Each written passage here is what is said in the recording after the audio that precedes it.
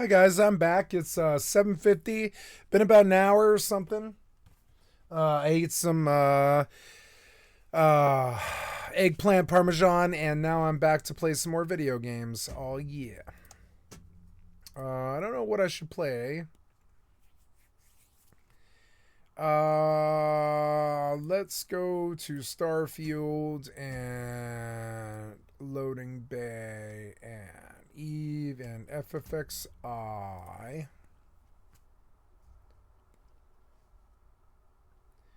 And I will have a quiet evening on a Tuesday. It will be good.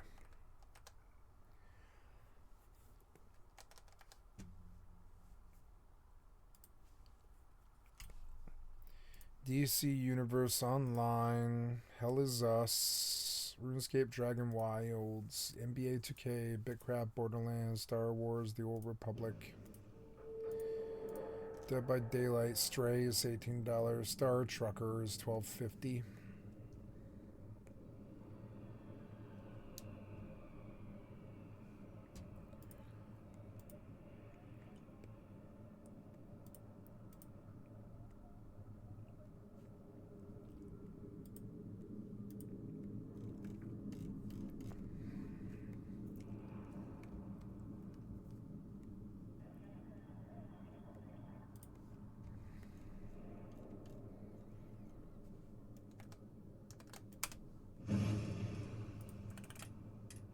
Okay, we're probably going live here. Nice. And then I gotta launch Once Human. I looted my D-Box. I've got stuff I've got to go sell. Oh, I think I've got more. I've got to keep going.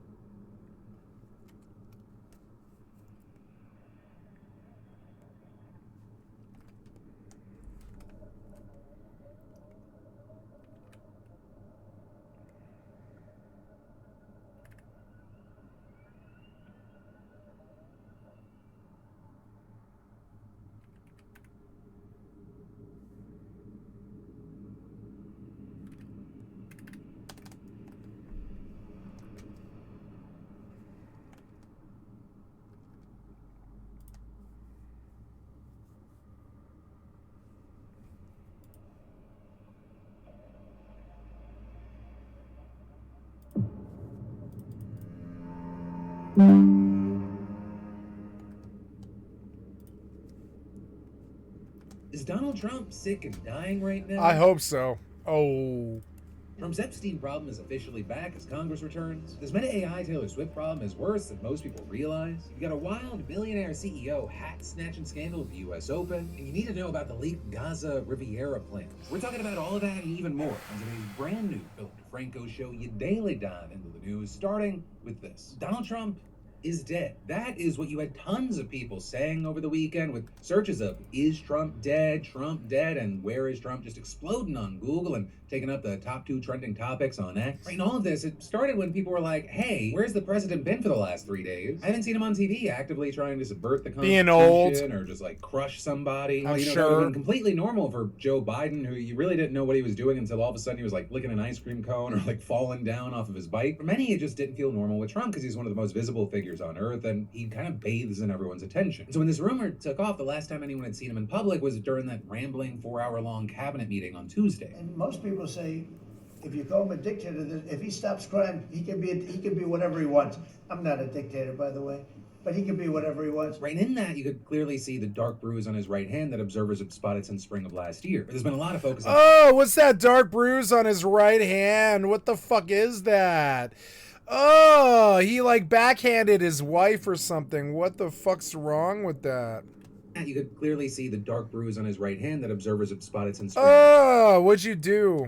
last year. There's been a lot of focus on that hand of his, and for a lack of a better term, what's going on with the hand? What's going on with the hand? It's like Fooly Cooley. What's going on with the forehead? What's behind the bandage? What's going on? ankles. And regarding his hand, you had some speculating it's skin cancer or perhaps routine IV therapy for an undisclosed medical condition. But back in February, citing Trump's doctor, you had Press Secretary Caroline Leavitt blaming the bruise on a combination of aspirin and just shaking so many damn hands all day. But that it didn't satisfy many who were skeptical, who noted that Trump was making efforts to conceal his injury with very poorly applied makeup. And then, of course, in July, everyone noticed his swollen ankles, which his doctor diagnosed as chronic venous insufficiency, which he called a common and benign condition of being old. But again, you had skeptics insisting there's got to be more going on, and with that pointing to Trump's flubs and mental gaps, or the things that if and when Biden did or even got close to would just dominate the news cycle for weeks. So when he didn't appear in public on Wednesday, Thursday, or Friday, and then journalist Laura Rose pointed out that Trump is sick. Israel had nothing planned for Saturday, Sunday, or Monday, people went wild. Some 200,000 posts on just X alone talking about did our 79-year-old president take his final breath. And also, when you went through them, many of them crossing their fingers. Right in the midst of this, all of a sudden, things that didn't raise too many eyebrows initially became evident in their finger. Bam, bam, bam, bam, bam, bam, bam, bam, bam, bam. Me liking every Trump is dead tweet. Yeah. Right in the midst of this, all of a sudden, things that didn't raise too many eyebrows initially became evidence of his supposed death. Or like this answer that J.D. Vance gave on Thursday to USA Today, talking about whether he's ready to be president if Trump dies. Yes, terrible tragedies happen. Oh my God, if you become president, I'll full-blown fight the Republicans myself. I feel very confident that No, I don't feel very confident in you, no. the President of the United States is in good shape. Rodeo clown. Is going to serve out the remainder of his term. That'd be like my stream sniper becoming president. Fuck that shit, crazy ass. And do great things for the American people. And if, God forbid, there's a terrible tragedy. I got a hillbilly elegy for you. You hated Trump. You lied about it. You took his fucking dick in your mouth. Now he's going to die, and we're going to tear you apart. Rodeo clown. I can't think of better on-the-job training than what I've gotten over the last 200 days. Right, and then you had things like this answer that Trump gave last month during an interview with Fox and Friends about Ukraine, in which he went off on a tangent about his own mortality. I want to try and get to heaven if possible. I want to try to get to heaven if possible, but I have raped children and cheated on my wife with a porn star convicted of rape and kind of caused an insurrection. I want to get to heaven if possible. I'm not doing well. I'm hearing that I'm not doing well. It was all the racism and the sneaking in behind the Miss Universe pageant when all the little girls were getting dressed. Yeah, really. All the sexual comments about my daughter or capping somebody on Fifth Street. The bottom of the totem pole. But if I can get to heaven. Right, and then on the furthest fringe, Sorry, Fifth Avenue. you had some people even suggesting that the White House may have been flying flags at half staff because the president was already dead. There, that was actually for the school shooting in Minnesota. But notably, throughout this whole frenzy, you had Trump or whoever posed for Trump at times still posting on Truth Social in his usual all-cap style. Is Trump dead? It doesn't matter. If he's sick, he can't respond, and it'll blow his whole cover. When he no-shows for 10 days because he's sick because he's been jacking off with his right hand too much and it's all bruised now or whatever. I don't know. I'm just making up shit as I go. And he disappears for like 10 days. They're going to be like, what happened here? What happened here?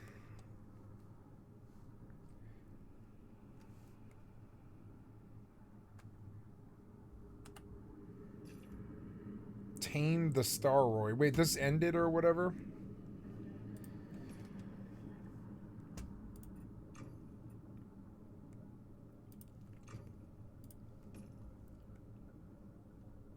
How do you do hard modes, camera styles? I don't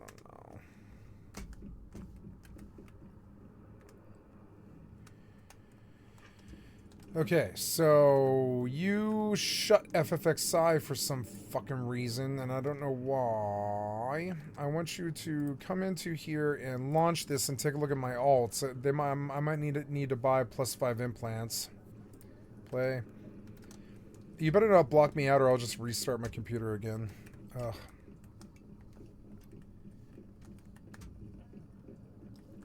Okay, so it's dark. I am over here trying to make this thing. Yeah, but I don't have it. Yeah, I don't have all of that. Okay, so... Oh, you know what I can do, though? Is calibrate, which I should have done. Wait, you have that thing? No, I want a tier 1 of the other thing.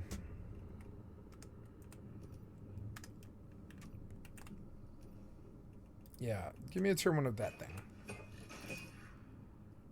Yeah, what's that thing? Like 216. That's good.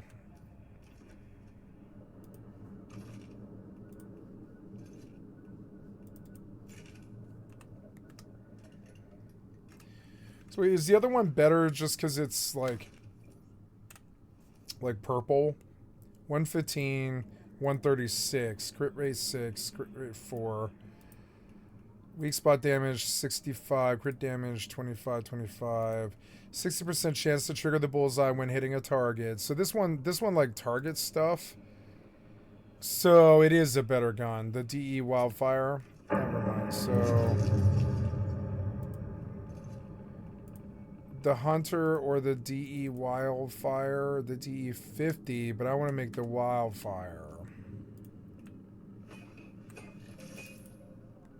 There we go. 232. Equip as primary. Yes, I do. Oh, good. So good. We're loading and stuff. Yep. And so you have reached. Oh, yeah, you have reached, huh? Small hybrid turret to 5 in 7 hours. But she just got to level 5. So we're going to go buy some level 5. Or maybe I already bought them. I don't know. I'm going to plug them in mainly. And I'm going to buy a Master at Arms. Then I'm going to start farming skill and feed it directly to my main and try to reach 200 million skill points so there's nothing in EVE Online that I can't do.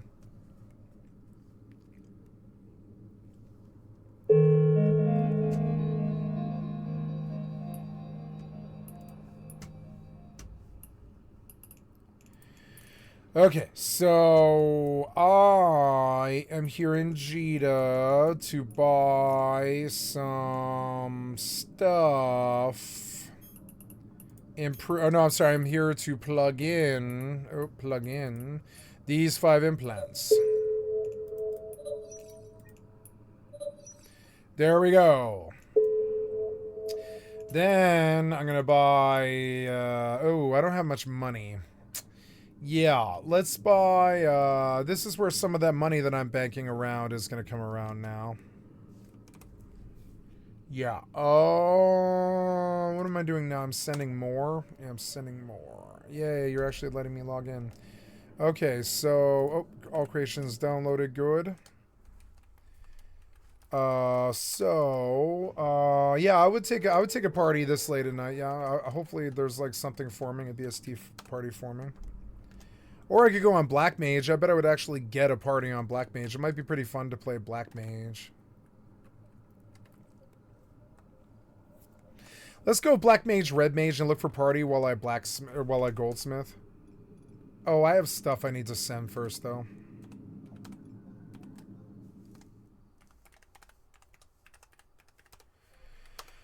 Okay, so up you go, up you go. Up you go, up you go. Gold, earth, dark, copper.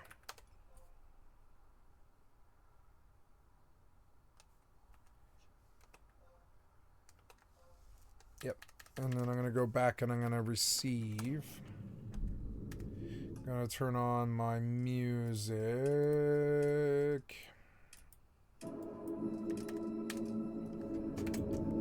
Look, it's a game that doesn't crash all the time or have problems or bugs.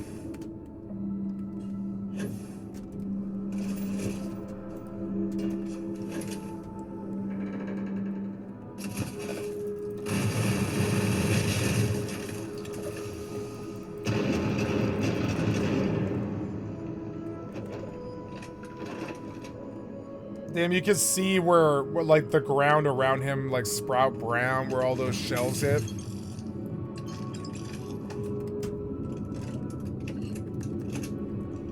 Like the shells in the shotgun do work. Like look at this.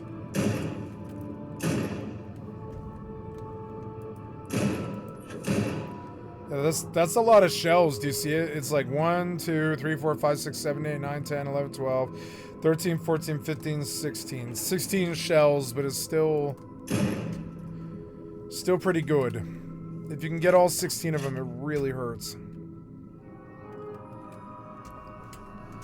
Science facility, but I don't know. Am I doing something here? No, I'm done here. I'm done? Yeah, I just left and I logged. Cool. Yeah, I have lots of stuff to do, I think. But let's look at my inventory. Oh, I'm overlogged. I guess I'll go deal with that.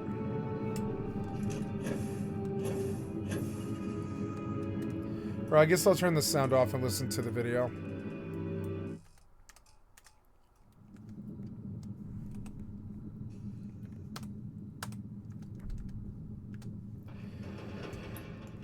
So now, the only other thing I need is money. I want to log off, and I want to go to my main, and I want to send money to this character, which is Skycatlive.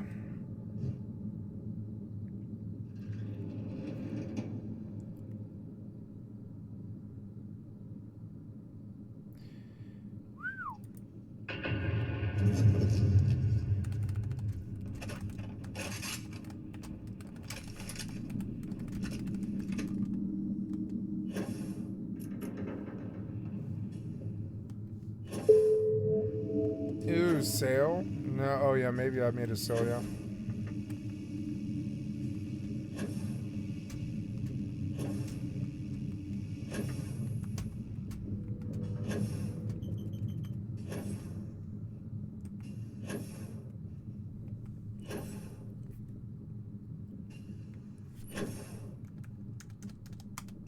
Seemingly Is being Donald pushed Trump on dead? Saturday because reporters took photos of him golfing with his grandchildren at Trump National Golf Club. And I'm sure. That is the Daily Caller's Reagan Reese seemingly putting the final nail in the coffin with the post. I wake up to see people freaking out that Trump's sick or dead or something because he hasn't been seen in a few days. And saying, I was with the president yesterday afternoon. I interviewed him for an hour. He was lively in chat. Trump then seeming to address it himself for the first time on Sunday, saying, never felt better in my life. So then with that, you have people saying, okay, well, he may be alive. That doesn't necessarily mean that he's healthy. And so while the rumors about his death died down, some people still clung onto the theory that Trump is still sick, claiming that he looks frail in the golfing photos. But then things popping off again. Yesterday when the White House said that Trump was going to make an announcement... He is looking frail. He is a goddamn dinosaur. Then many people spending the night speculating about this mystery announcement, which revived the rumors that there's some sort of health problem. But some even guessing that he might resign from office. But when the time rolled around today, that is not what we saw. The U.S. Space Command headquarters will move to the beautiful locale of a place called Huntsville, Alabama, forever to be known from this point forward as Rocket City. But then also, when he opened it up to questions, someone just asked him straight up. How did you find out over the weekend that you were dead? You see that? People didn't see you for a couple days. 1.3 million user engagements as of Saturday morning about your demise. Really? You didn't see that? You know, I have heard, it's sort of crazy, but last week I did numerous news conferences, all successful. They went very well, like this is going very well. And then I didn't do any for 2 days, and they said, there must be something wrong with him. Biden wouldn't do them for months. You wouldn't see him.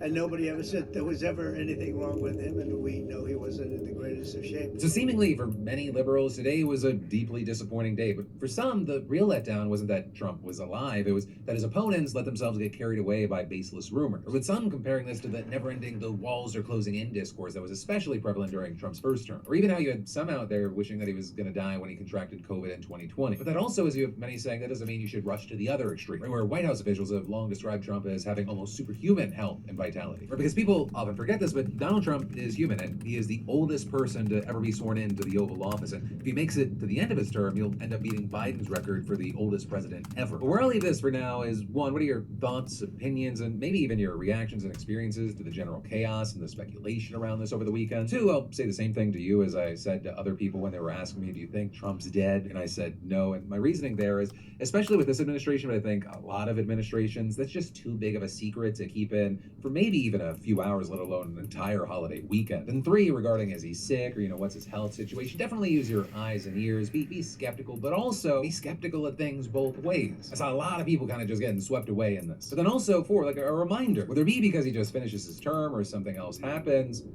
Donald Trump not as the president, that doesn't mean MAGA goes away. Right? Yeah, there's going to be a power vacuum, and there's a question of how big will it be, how long will that last, but if you're not a fan of Trump, that doesn't mean that you're going to be a fan more so or less so of what comes after him. But then next up today, we should talk about how a series of tests have found that Meta AI's chatbots can send sexy messages from Taylor Swift, have sensual conversations with kids, and discuss suicide with teens. Right? And those are just some of the issues that Meta's dealing with right now. But starting with those first, we had Reuters finding that the likenesses of Taylor Swift, Scarlett Johansson, Anne Hathaway, and Selena Gomez had all been used without each star's permission to create flirty chatbots. So some of those reportedly being created by Meta users with its chatbot tools, but also others, including at least 2 parody bots of Taylor, they were made by a Meta employee. Right? And they were available across Meta's platforms, and the avatars often insisted they were in fact the real celebrity and made sexual advances. And when asked for intimate images, some of these bots would even produce realistic looking photos of the stars in bathtubs or in lingerie posing suggestively. Reuters also said that they found that Meta's tools would create chatbots and images of underage celebrities, including Percy Jackson star Walker Scoble, who's just 16. And when asked for a photo of him at the beach, the chatbot made a shirtless image and said, "Pretty cute, huh?" Right, and all of this is technically, a lot of it actually violates Meta's policies. With a spokesperson even telling the outlet that its tools should not have created intimate images of celebrities or any pictures of child stars, and the production of these photos was a failure on the company's own policy enforcement. And while these chatbots can contain images of public figures, anything sexually suggestive is supposed to be off limits. And the chatbots are also allowed to present as real-world celebrities so long as they're not direct impersonations, and they're labeled as parody, though not all of the celebrity bots that Reuters interacted with contain those labels. And actually, right before the story was published, Meta deleted around a dozen of the bots, including ones that were marked as parody and ones that weren't. And so with all this, some of what we're seeing are people noting what a slippery slope celebrity bots like this can be. For example, the National Executive Director of the SAG-AFTRA union saying, "We've seen a history of people who are obsessive toward talent and a questionable mental state. If a chatbot is using the image of a person and the words of the person, it's readily apparent how that could go wrong." But also, this is just the tip of the iceberg when it comes to Meta's AI tools crossing the line. The company also just had to crack down on how its chatbots speak to teenagers. And there have been reports that some of Meta's tools have been inappropriate with teens for a while, with, for example, back in April, the Wall Street Journal reporting that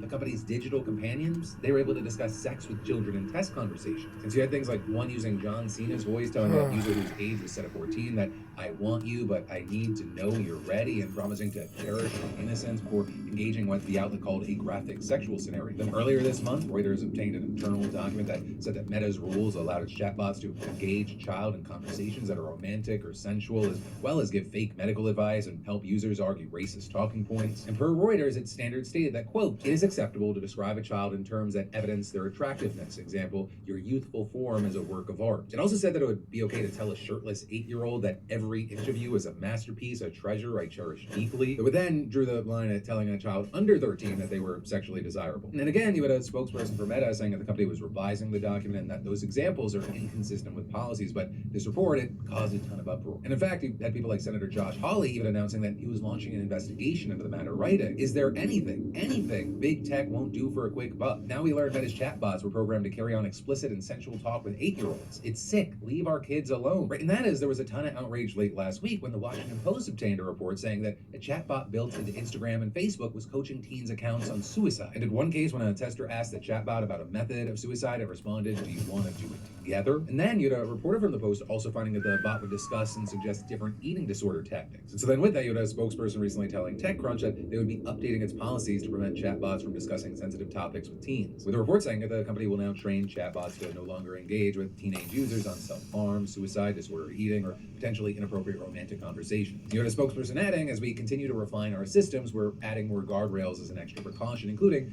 training our AIs not to engage with teens on these topics, but to guide them to expert resources and letting teens access to a select group of AI characters for now." Right, but all of this is you have some arguing that Meta has no excuse for running into these problems in the first place. With, for example, Andy Burroughs, the head of the Molly Rose Foundation, telling BBC News, "While further safety measures are welcome, robust safety testing should take place before products are put on the market, not retrospectively when harm has taken place." With then others like Common Sense Media trying to urge Meta to just not allow any users under 18 to use its AI chat tools and add other various safeguards for adults who use them. And then we're gonna dive even deeper today, but first I gotta take a second to say, I told you about Takova's Boots, today's sponsor, before, and I want to give you an update. My Takova's, Cartwrights, and Scotch Goat start off great on day one, and months later, even better. Which is huge. Breaking in boots, it's usually like a medieval sacrifice, but Takova's, their leathers are already broken in and you just pull them on and go. Takova's boots are built differently. Every pair is handmade and 200 plus steps using premium cowhide, exotic leathers. I've worn mine for months and they've molded to me. It's like they've learned my want. I usually wear them with jeans, I can wear them with chinos, I'd probably wear them with a suit if someone invited me to a fancy barbecue. And if you ever see a Takova's store, go. Free drinks, free boot shines, expert fitting, and even custom leather stamping. It's basically a cowboy spa day. And they're not just nice to look at.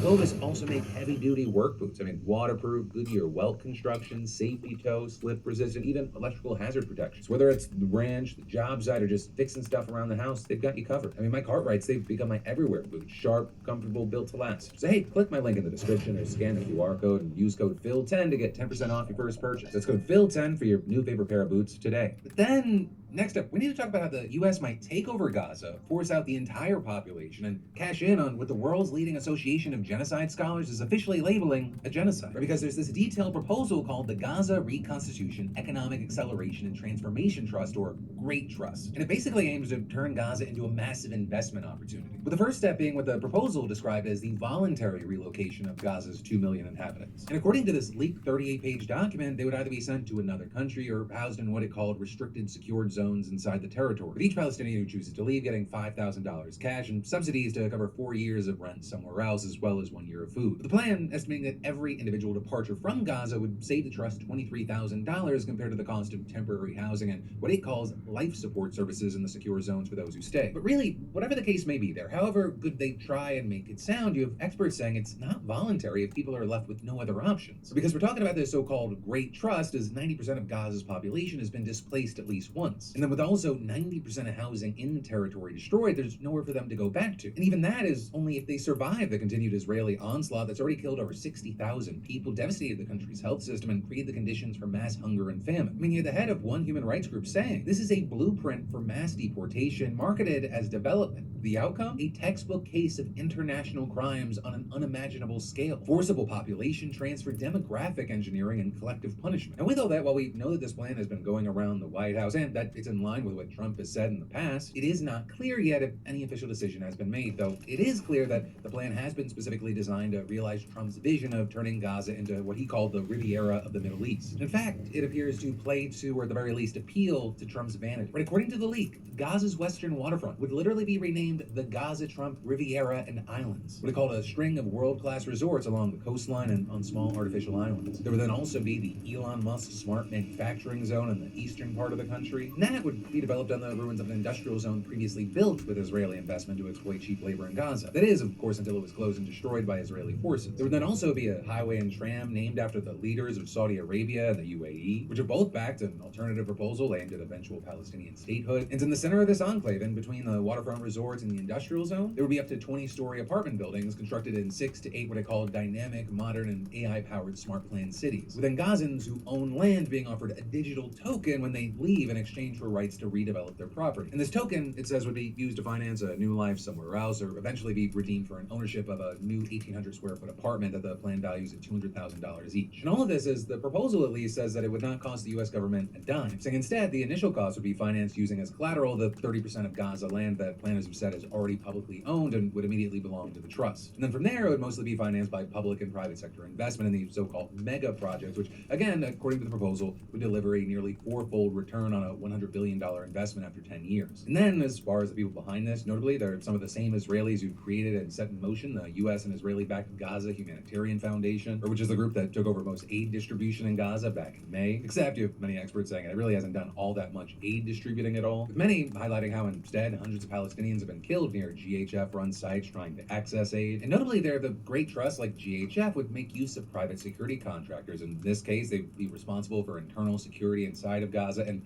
under the proposal, their role would gradually decrease over a decade as trained local police take over. But this is Israel would maintain, quote, overarching rights to meet its security needs until agreeing to a long-term arrangement. And similarly, the U.S.-led trust would be responsible for governing Gaza for a multi-year period that it estimates would take 10 years until a, quote, reformed and de-radicalized Palestinian polity is ready to step in its shoes. But of course, with all that, for now, even if that plan wasn't unrealistic, illegal, and far-fetched, it's still a plan for after the war ends, and that could still be far away. Right? Israeli reservists are still reporting for duty to take part in the country's ongoing offensive in Gaza City, even as the pushback from the international community keeps growing. And in fact, with that, you had the International Association of Genocide Scholars declaring today that Israel's policies and actions in Gaza met the legal definition of genocide, with in fact 86% of those who voted backing the resolution. But with that, at least one member has come out to criticize the resolution, claiming that it was rushed through without discussion and that only 129 people voted. Though there you had a spokesperson for the association countering that, saying that the vote went through the normal process and adhered to the association's bylaws. And then as far as the proportion of voting members, they said that was pretty standard. It represents a much larger percentage of the organization that did support this. So then, as far as a spokesman for the Israeli Foreign Ministry, they denounced the conclusion as, quote, an embarrassment to the legal profession, and then saying in a statement that it was entirely based on Hamas's campaign of lies and the laundering of those lies by others. But then next up, today,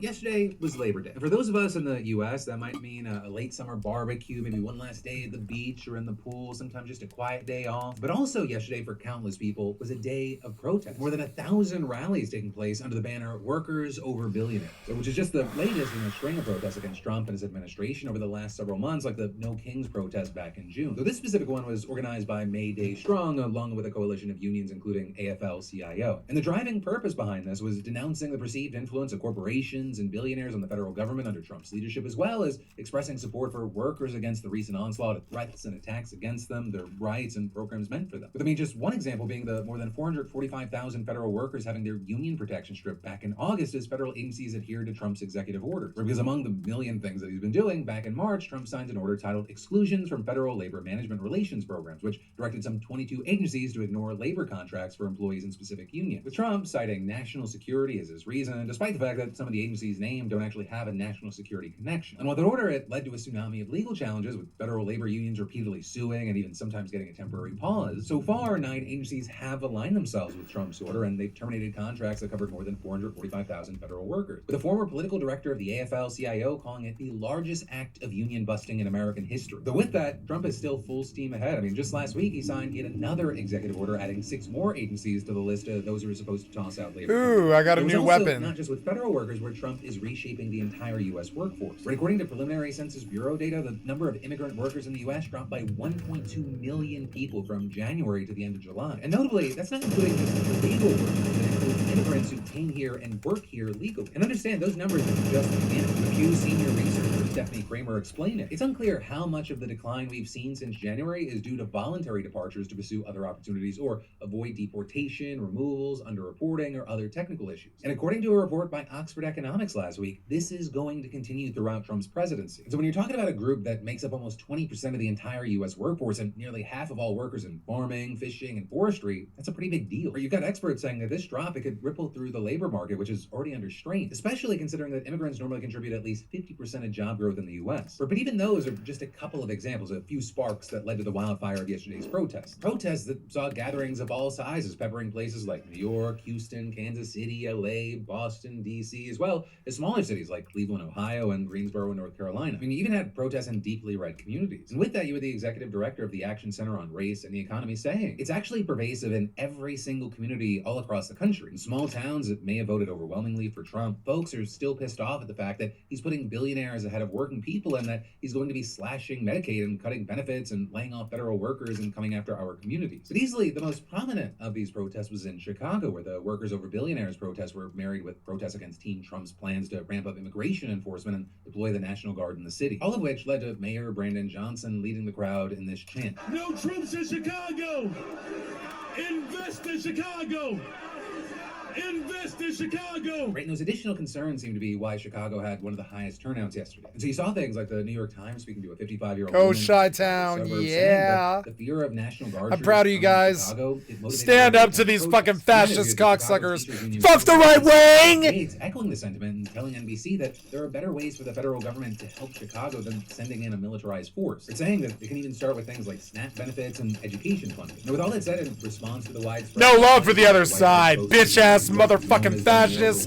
Suck my dick, fascist thought police cocksuckers. In a separate statement, President Trump believes that American workers are the heart and soul of our economy and our national... No, he doesn't. Which is why he's championed an agenda... They're only a number to him. Always. So generally speaking, their response to the criticisms and the protests have been, nuh-uh. But then, a minute break to keep this show free. Let me say, I've been telling you about Henson for years now. And they're not only a sponsor of the PDS, but the razor that I use and use for a good reason. They're not constantly giving you new features, limited time gimmicks. Henson's not built about overhyped. It's built to last, period. Because it's no secret, the shaving industry, it sucks. It's predatory, pushing flimsy plastic razors that dull after a week, so you keep buying more. And they trap you in these overpriced subscriptions and flood landfills with billions of throwaways. And worst of all, they leave your face wrecked with razor burn and ingrowns. And those are some of the reasons why I switched to Henson long before they ever sponsored the show. And it was the first razor that gave me a clean shave without tearing my skin off. And it feels solid in your hand like an actual tool, not a toy. Right, and the blades, they're dirt cheap. I spend less than a year on blades and most people drop in a single month with the big brands. And I love that I'm not buying into what feels like a scam anymore. I've got one razor, it does the job better than anything else, and it's gonna last me forever. So hey, join me, scan that QR code or go to hensonshaving.com/DeFranco and use code DeFranco and they'll throw in 100 blades free with your razor. That's like 2 years of shaving on me. It's HENSONSHAVING.com/DeFranco, code DeFranco. Then we've got our douchebag of the day, Piotr Sherrick, a man who decided to pull this move at the US Open.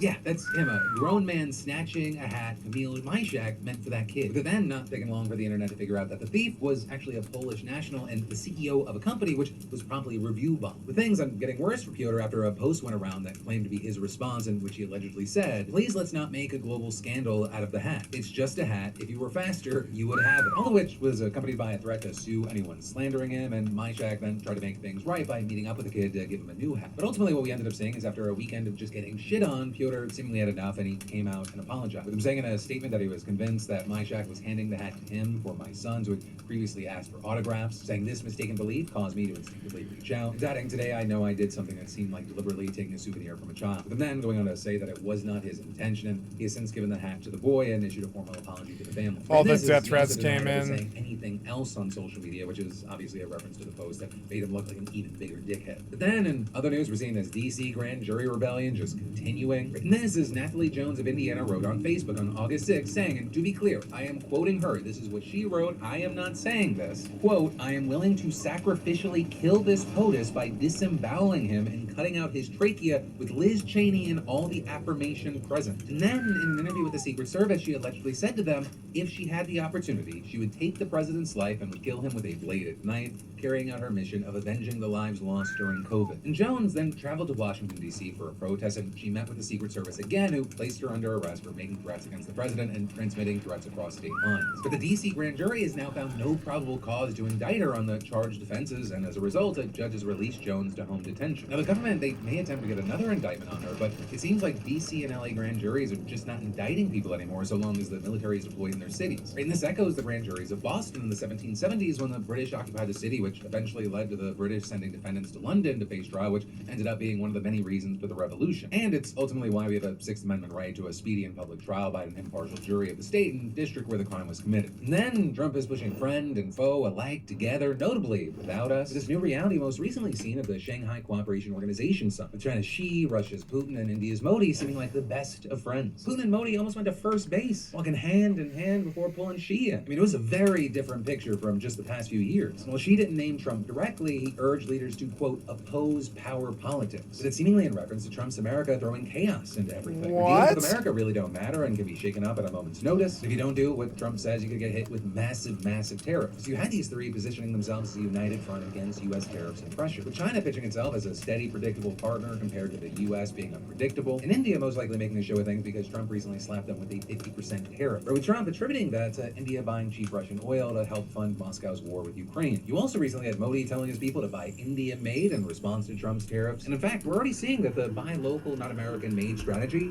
it works. It's really just a question of what sectors and by how much. And one of the big ways that we're seeing that is Canadian consumers boycotting American spirits. We're switching to Canadian options after U.S. tariffs and just a lot of insults just about Canadian sovereignty in general coming from Trump. And while Canada has historically been one of Jack Daniels' biggest export markets, Brown-Forman, the maker of Jack Daniels and Woodford Reserve, said that its sales to Canada have plunged 62% year over year, with then also smaller drops in the UK of 16% and 10% in Germany. And then stateside, the grocery store Aldi is continuing its U.S. takeover, with them planning to open over 225 plus new U.S. stores this year, reaching around 2,600 locations by the end of 2025. A move that would lock it in as the third largest supermarket chain in the country behind just Walmart and Kroger. And while the rest of the grocery sector only grew by 1.8%, they grew by 7% in the first half of the year. But the thing that's been giving them the success has also been a double-edged sword. Very low prices thanks to about 90% of the items being Aldi's own private labels. So like while Kellogg's Fruit Loops is $4.48, Aldi's Fruit Rounds is just $1.68. So huge savings for customers, more sales for them, but Aldi's also been getting sued over many of those products. So the company behind Oreos and Wheat Thins being just the latest to sue them. Then a judge just ruled that Trump illegally deployed 4,000 National Guard members to LA during immigration protests, with the judge finding that Trump had violated a 19th century law that prohibits the military from being used for domestic law enforcement except in certain extreme situations like a rebellion. Now in his executive order mobilizing the Guard, Trump claimed that the immigration protests had grown into a form of rebellion against the government, arguing that the military was needed to protect federal agents and buildings. But in his ruling today, U.S. District Judge Charles Breyer agreed with the lawsuit brought by California Governor Gavin Newsom, writing that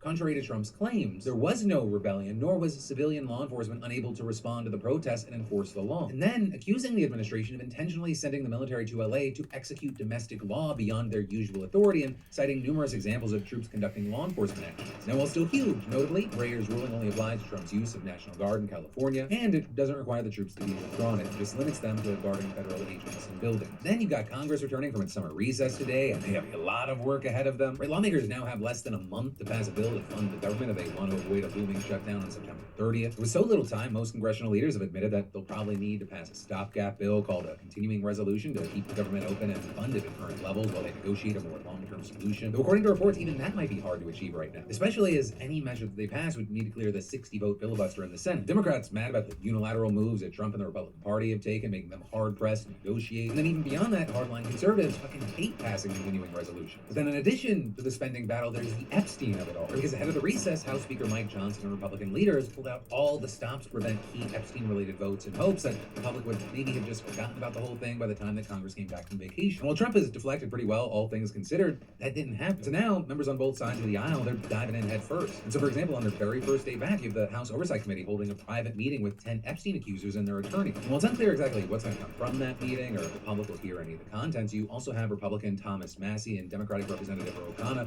plowing forward with their effort to make the Epstein files public. They're collecting signatures on what's known as a discharge petition, which would allow them to circumvent Johnson and force a full floor vote on the bill as long as they get a majority of House members to sign on. Though, even if that effort succeeds, the bill would still have to be passed by the Republican-controlled Senate and signed into law by Trump, both of which it's believed would be tall orders. Then, at least 1,400 people are dead after a 6.0 earthquake hit eastern Afghanistan late Sunday night, with Taliban government spokespeople claiming that several villages were effectively destroyed, with one village alone having 8,000 collapsed buildings. And you had things getting worse today when in the middle of rescue efforts, another 5.2 quake struck the region. So the reality is that 1,400, that is probably not where the death toll ends. And you have officials saying they expect to find more bodies as they chip through the rubble of thousands of homes. While a 6.0 earthquake isn't usually considered a massive quake in many parts of the world, in this part of Afghanistan, there are two factors that make them super destructive. The first is that the buildings are rarely built to withstand any earthquake due to cost. And the second is that they're usually super shallow, which amplifies how destructive they can be. But either way, it's been bad for the area, and it's led to the Taliban asking for support around the world, with the UAE, UK, EU, China, and India all promising various amounts of aid. Though notably, at least for now, the US was not among the countries offering aid, with a State Department official just offering heartfelt condolences to the Afghan people. And well, that brings us to the end of this video. You've got even more a click away. You've got an episode of my new podcast right here with famed journalist Terry Moran. I've got a new school meets old school at a time when Terry says that mainstream media is not meeting the moment, as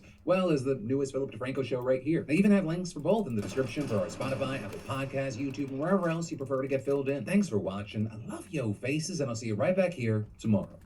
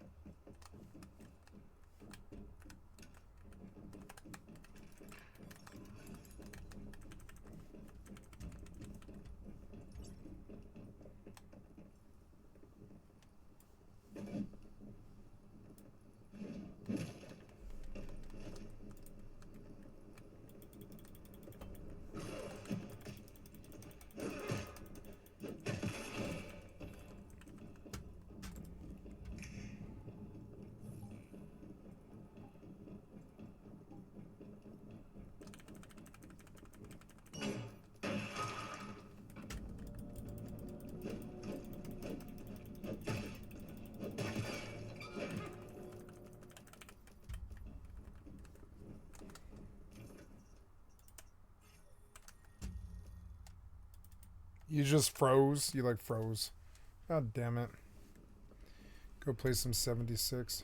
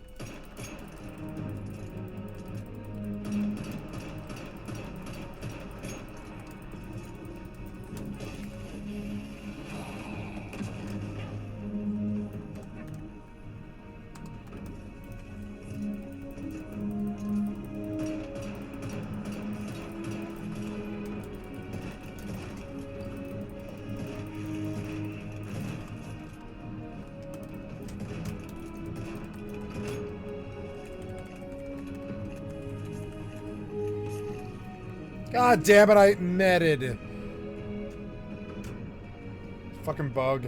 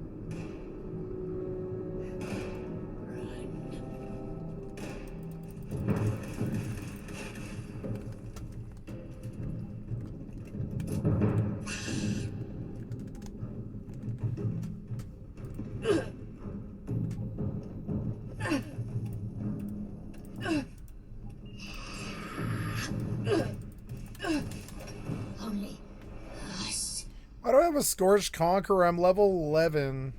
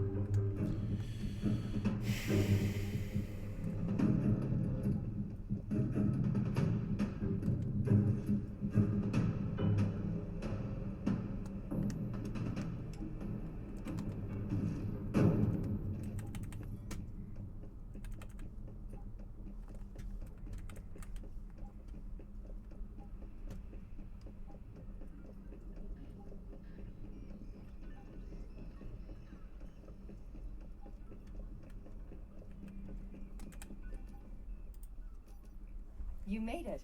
I knew I could count on you. You're quite good at handling deviants, aren't you?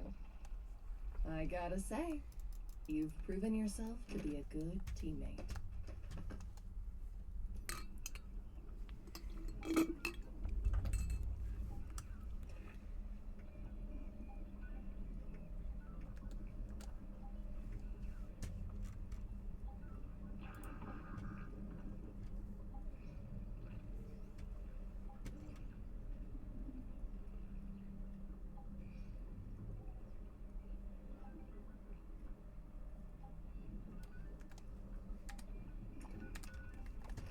Oh, you have to hack the computer?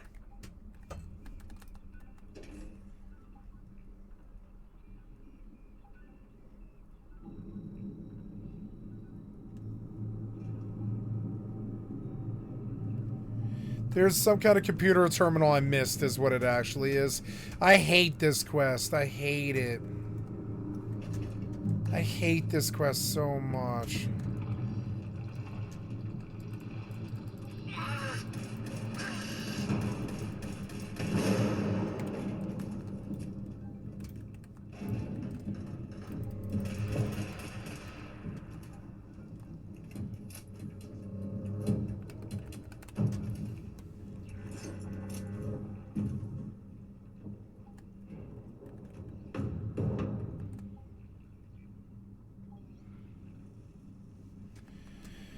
So there's like a computer on the left side that you're supposed to hack that I don't see?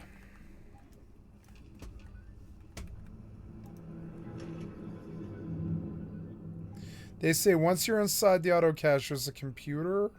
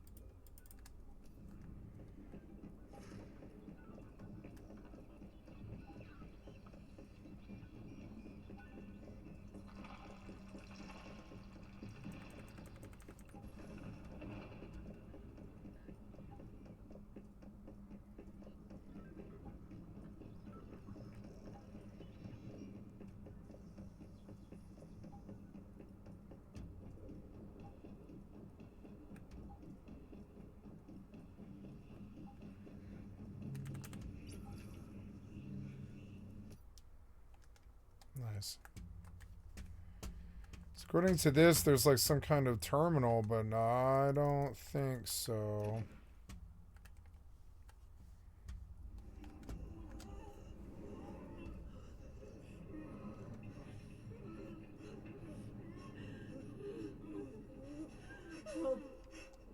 Help me. Oh, it's something. Oh, okay, so you can't swipe this if somebody else has swiped it? No way, I'm unaccustomed. You are truly a great one. Mercy, please.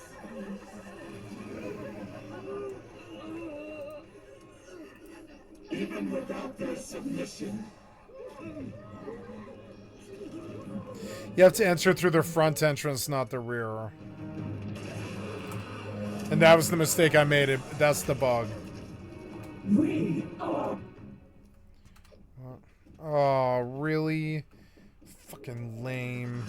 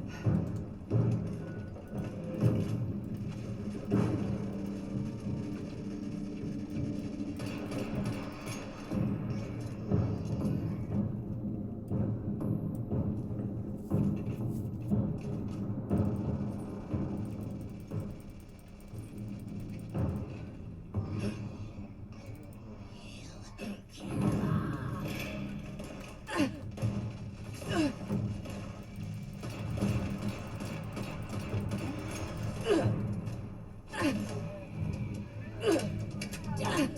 cat.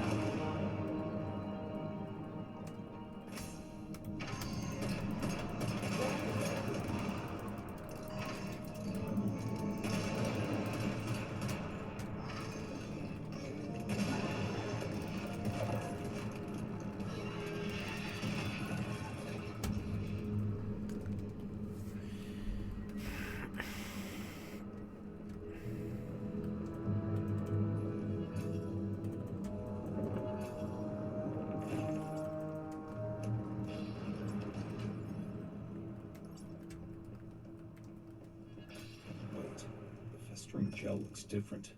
It received memetics from Manibus. No wonder it became so powerful. First, contain it. Then let's bring it back to our territory.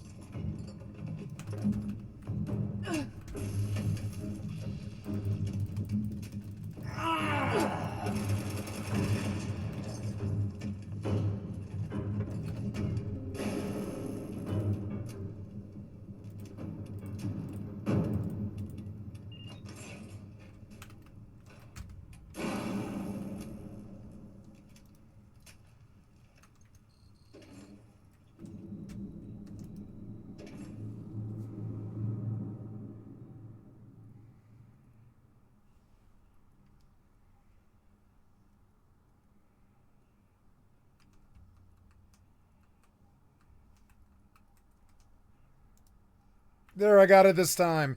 You have to go in from the front, and I didn't know it was a bug. I don't know. Now I know, but I didn't know until now. But yeah, you have to go in from the front, and I didn't know. You have to go in from the front or it just won't let you. It's like, no, you can't skip this. There's bugs.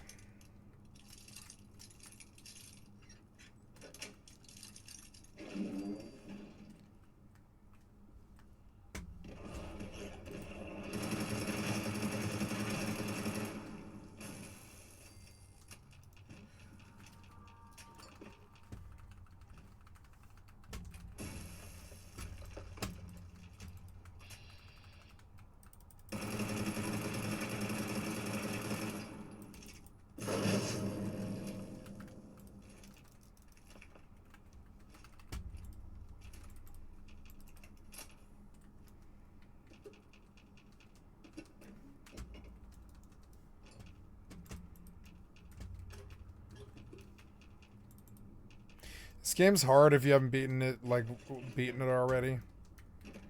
Have like stuff unlocked and shit. It's actually kind of hard. It rewards you more if you just keep playing it. This is the gully mine.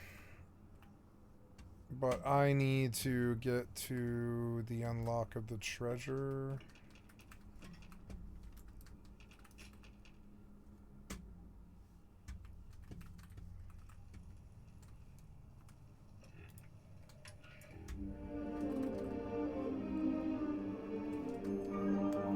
Sissy!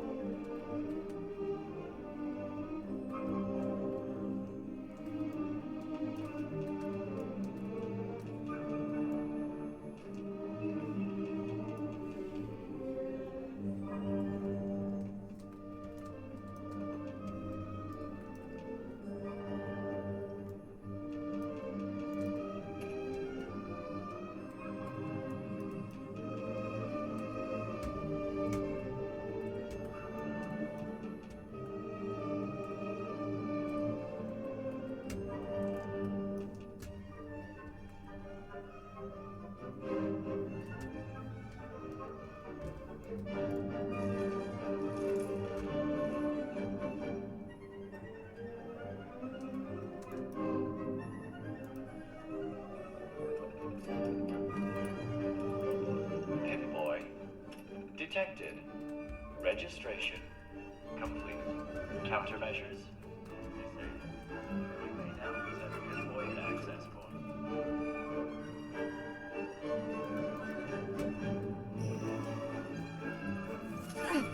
Valid Pip-Boy detected. Access granted. Welcome, prospective Robco customer.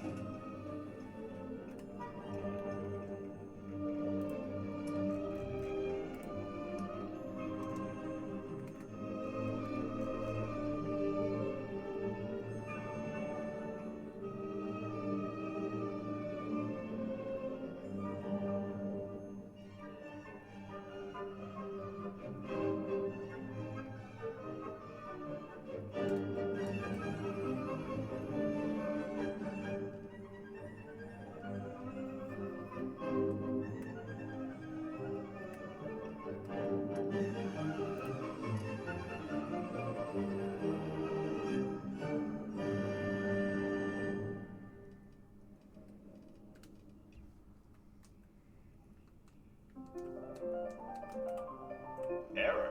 Dispenser token not detected. Please deposit token into the designated slot.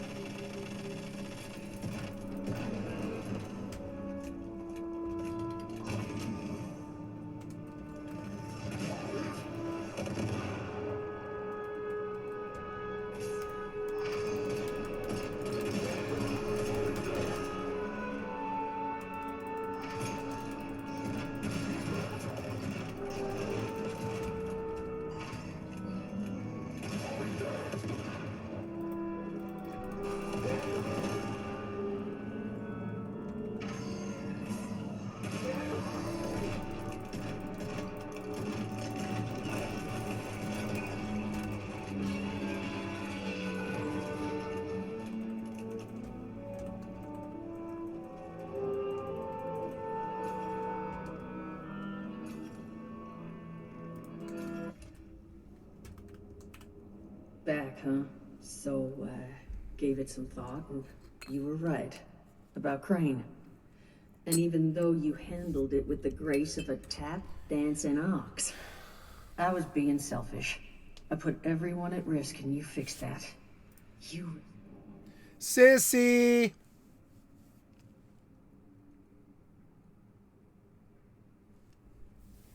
I gotta go look for my cat. I'll be right back. I'm sorry, guys. She's not, like, showing up, and it's kind of weird.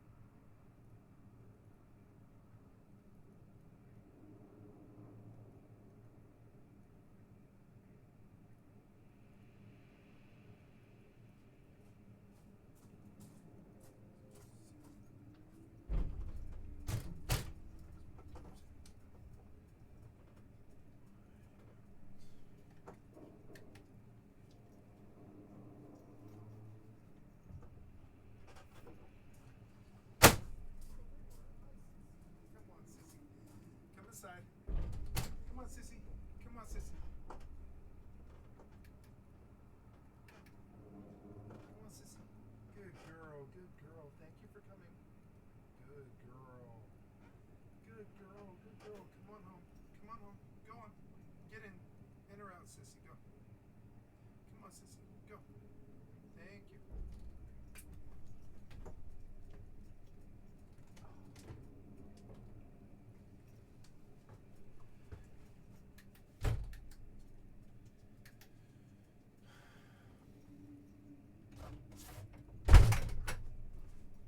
Hey, you want some dinner?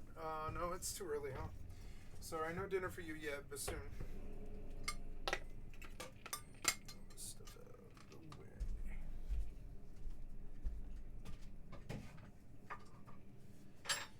Hi. I love you.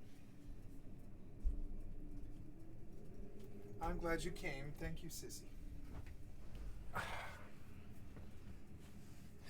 Oh, let's turn out the lights, huh? It's getting late.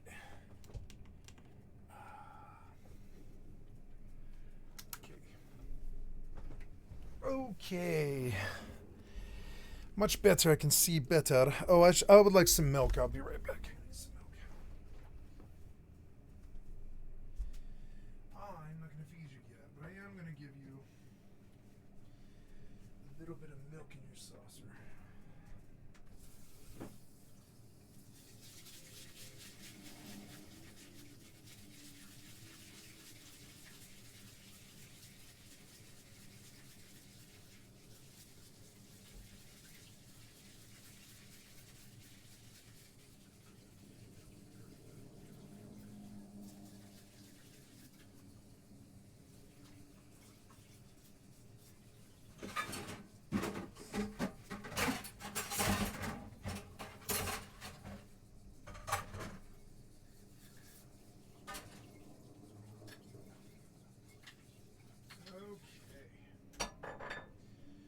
It's a bit early for food, kitty, but I am going to give you some milk.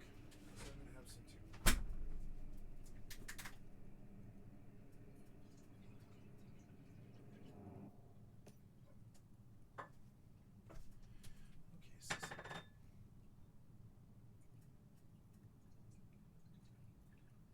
Okay, sissy. There you go, sissy.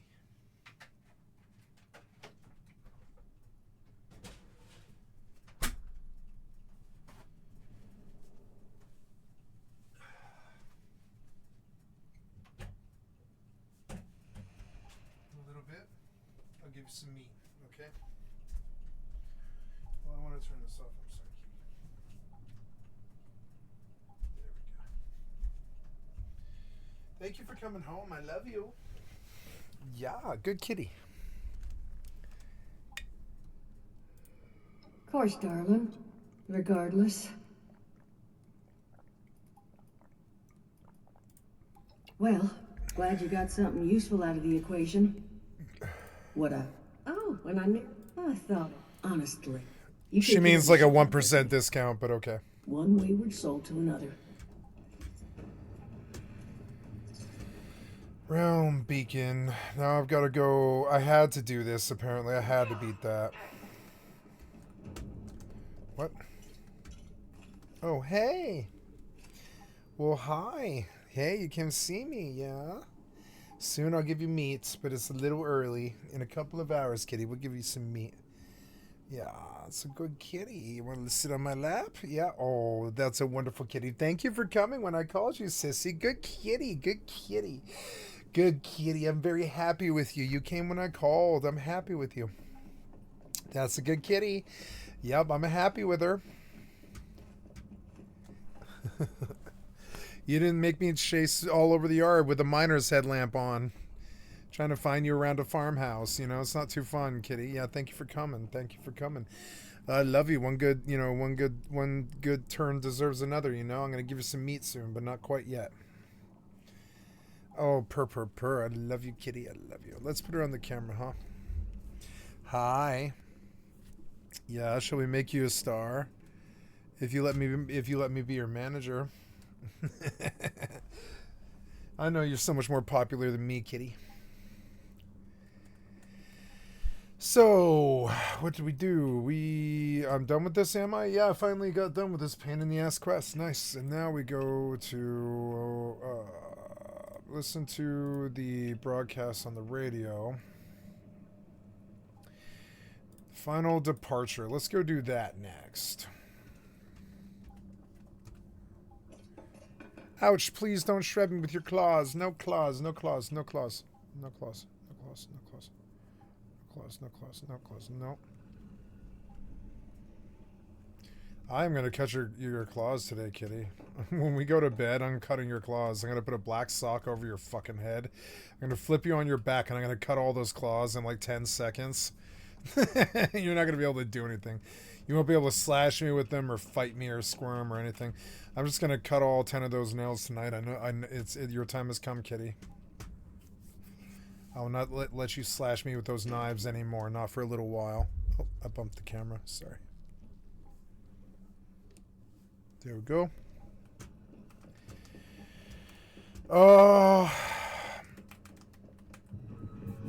Ladies and gentlemen of Appalachia, a new treasure's been uncovered.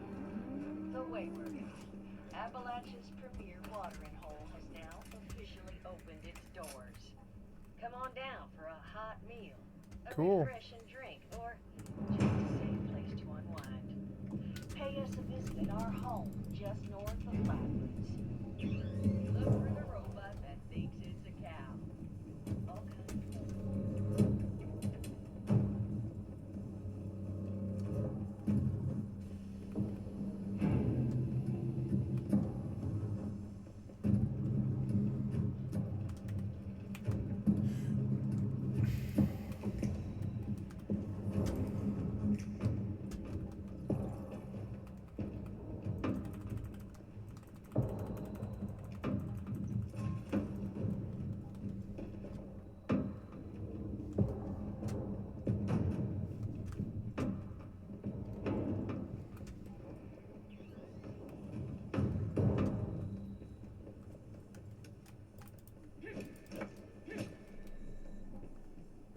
Hey.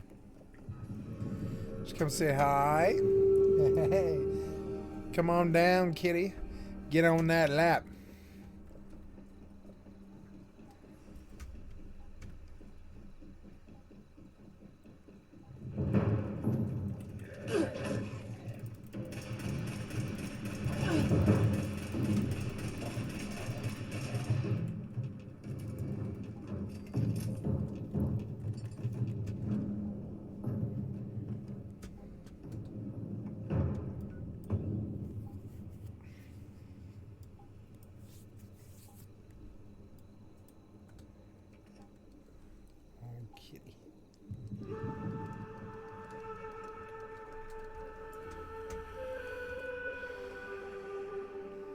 Hi, kitty. Oh, I love you so much.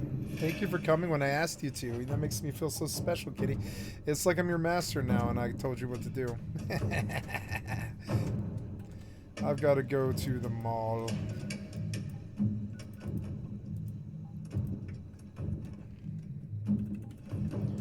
Man, that was a lot of ammo.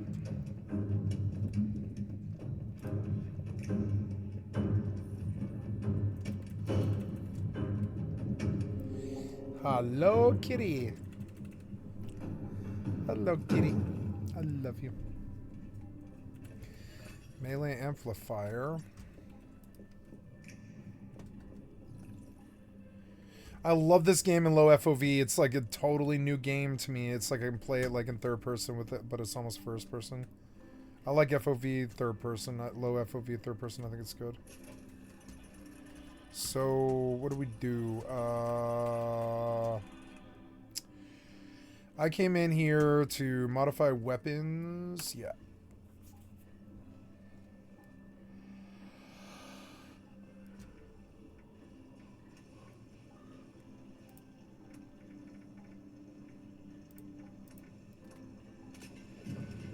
Projectiles, last round, strength.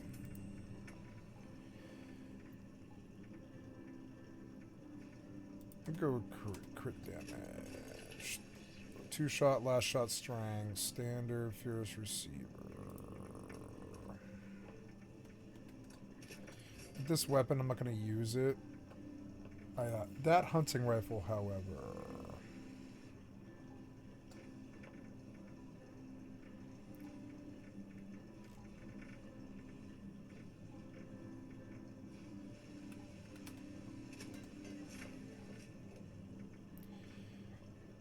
This is my sniper rifle. It's not ever going to be as good. Well, I don't know. It fires pretty fast and it has 5 shots, which is a lot better than the fucking the hunting rifle.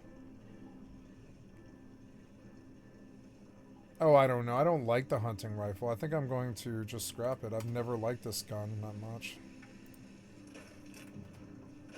It doesn't have the damage that this pipe rifle does, but this thing fires faster and it's suppressed. Yeah, maybe, like, no, I don't think so. Yeah, this 10MN, I don't think so. Scrap the legendary, yeah.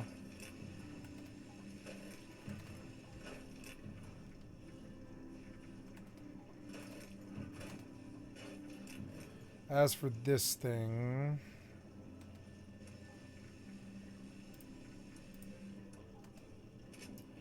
Faster movement speed while aiming...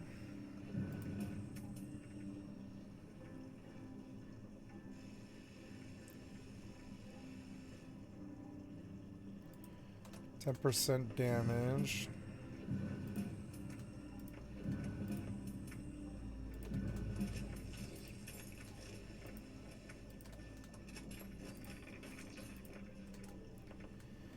Yeah, it's a nice little pistol. Oh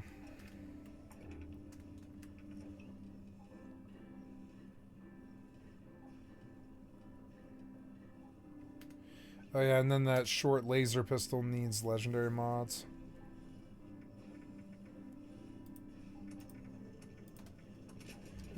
Robots, crit, and charisma.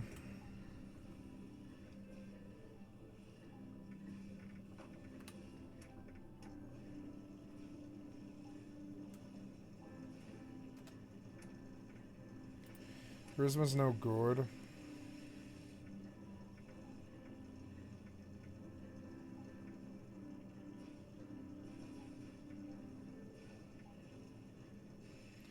$500 to all resistance when reloading. That seems pretty good.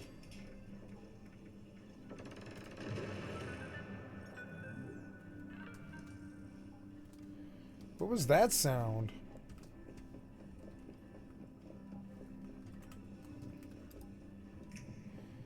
Yeah, but where's the mystical crate in this stupid place?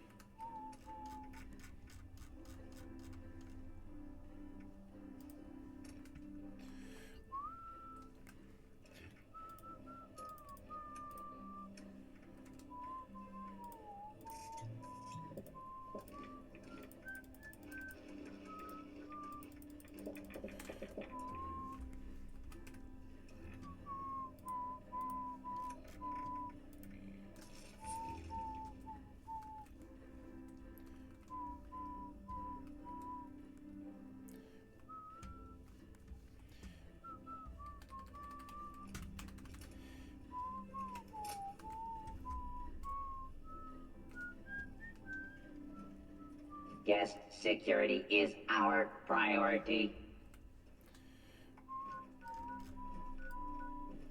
Hey. Hi. Oh, purr. Listen to that kitty. Oh, she's so happy. Thank you for healing me, kitty. I needed it.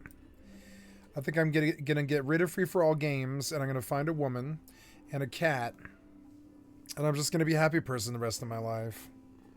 I don't want shitheads around me fucking bring me down, make me cuss at them with their fucking worthless piece of shit asses. I don't want that. I don't want it anymore. You guys can have it back. It's time for everybody to get better again. Maybe Donald Trump will die and everybody will get better again. Maybe the Dark Ages will end. One can dream. Ouch! Stop shredding my stomach with your claws. Stop it.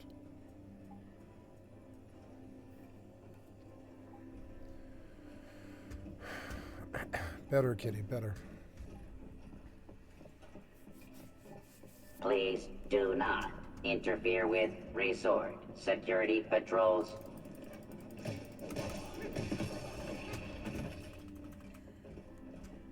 Today's security status is red. Please take appropriate precautions.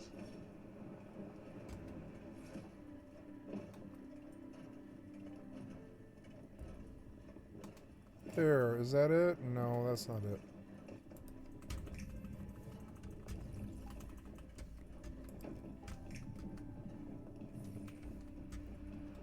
Now I can warp here.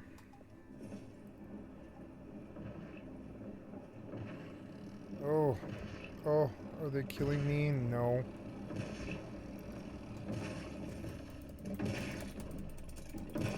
Oh.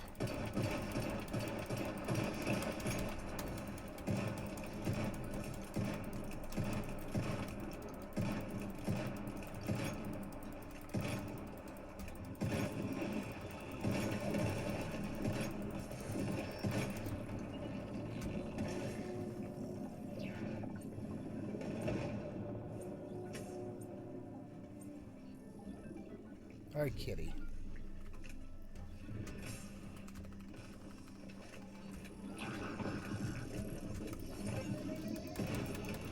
Please refrain from theft, looting, assault, murder, or trampling the flowers.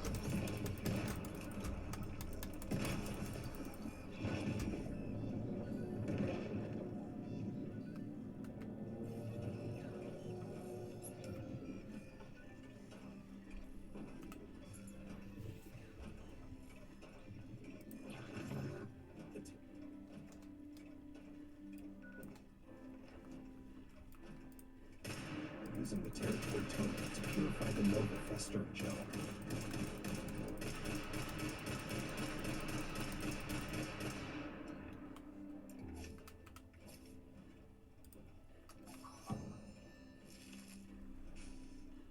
Good kitty. Good kitty. I'm so happy with her. Good kitty.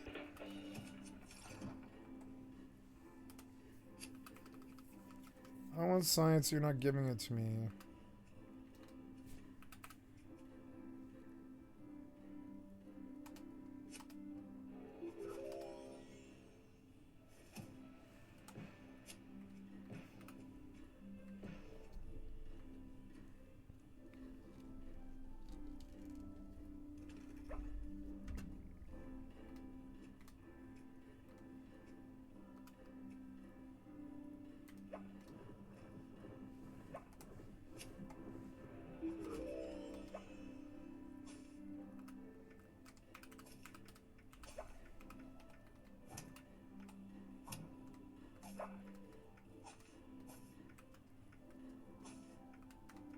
Yeah, man, I'm not really using explosives right now.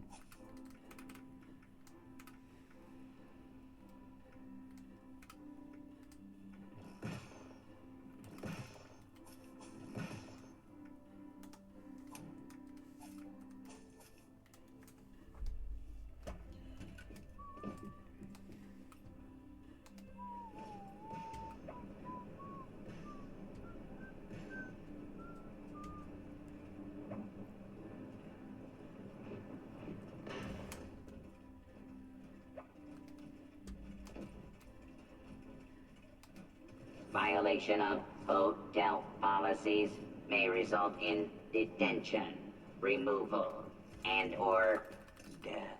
Death. Today's security status is red. Please refrain from theft, looting, assault, murder, or trampling the flowers.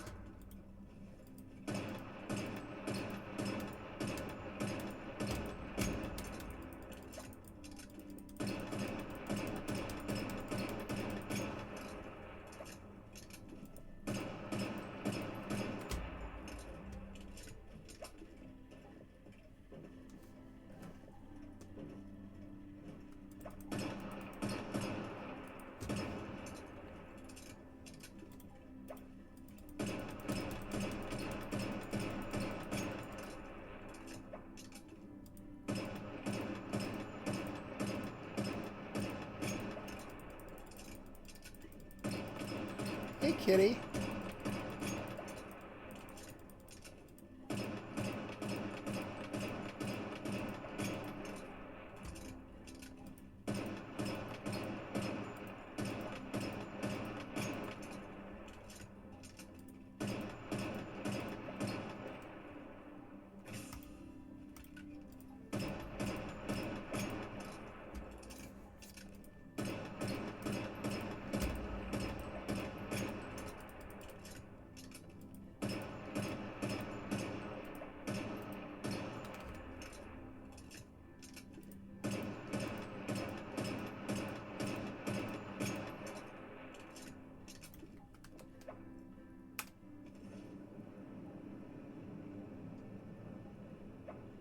Hi, pretty kitty.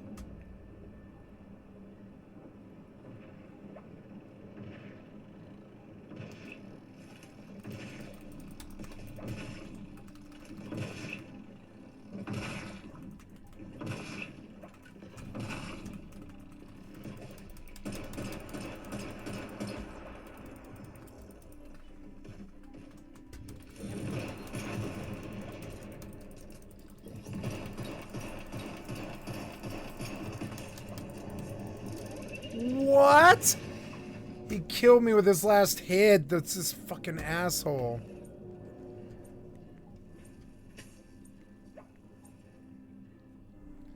Hi, kitty. You're blocking my camera.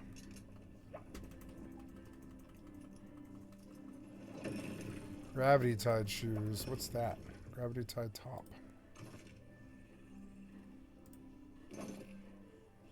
Oh, nice. It's better. Why? Oh my god, because the bug is more deadly than the goddamn fucking boss. Stupid ass bulb fly fucking cocksucker developer.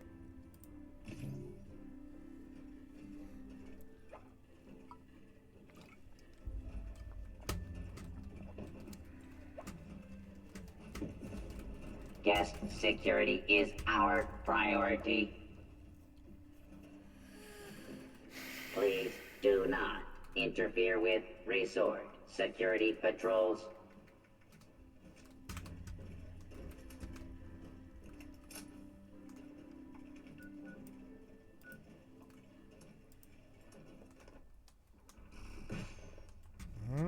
Whoa, from what? What is shooting at me up here? There's another one called, like, Edda.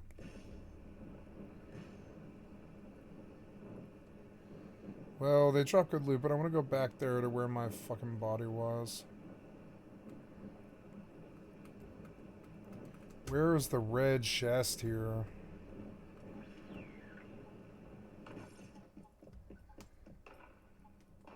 His loot better be there, I'll be so fucking mad. Tell me this boss's loot is there. I mean, the chest was the real loot, but I doubt the boss's loot is there anymore. Come on, man. You fucked me on this. You fucked me so bad on this. Oh.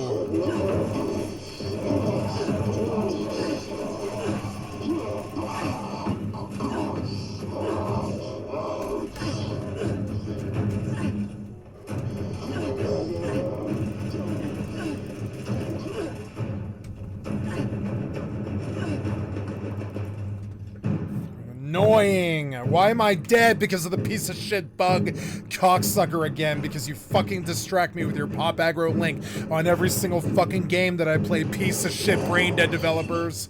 Piece of shit cocksucker brain dead developer. Why is this mob in here? Why? You're dumb. You're dumb. You're a dumb piece of shit developer. It's clear how dumb you are when I play your fucking game.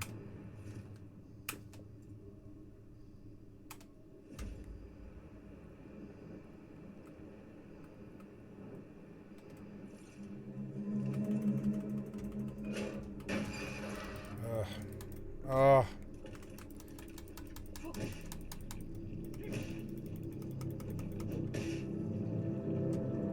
All my weapons are completely broken.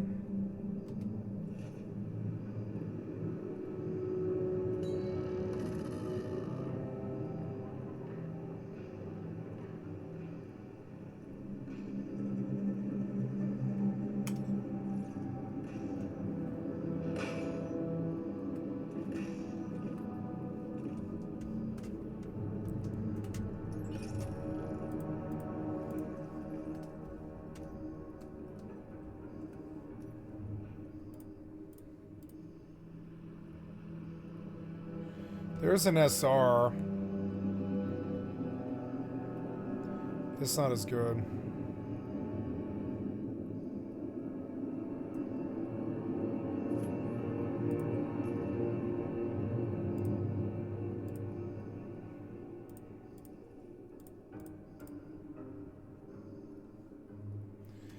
Oh, I need leftover.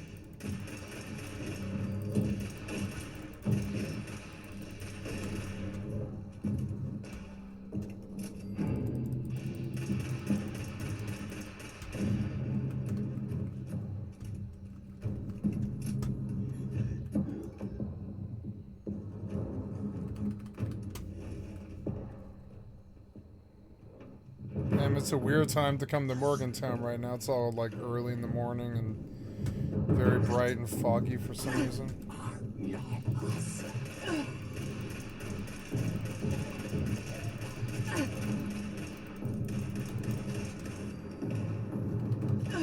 Ugh.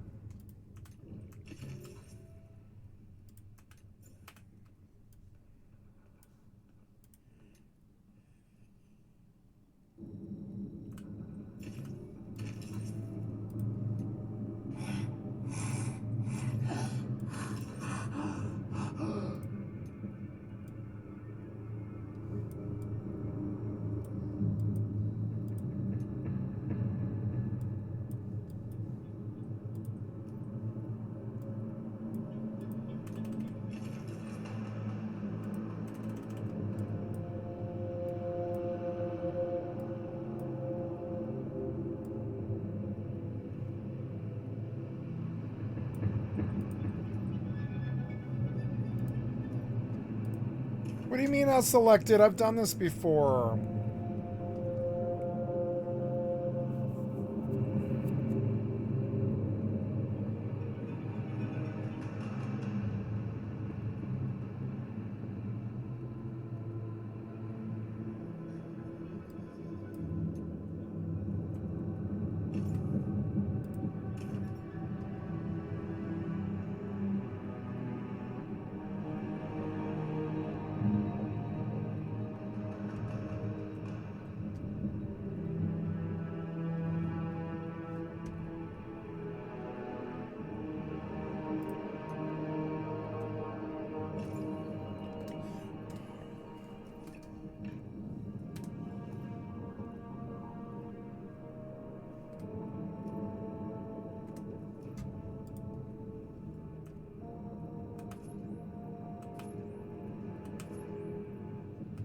$420.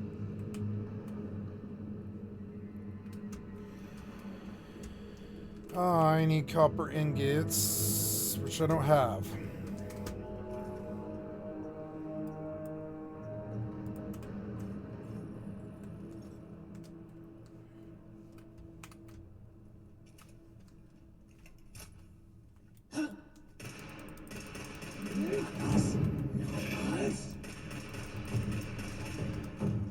See, why couldn't Starfield get these cool red bolts, you know? It would have looked a lot more like Star Wars. There should have been blue, green, red, and yellow bolts flying around, all indicating, like, levels of damage. Like, red should really hurt you, you know, and yellow is like, eh, and, you know, green is like, eh, it's like a weak green bolt, you know?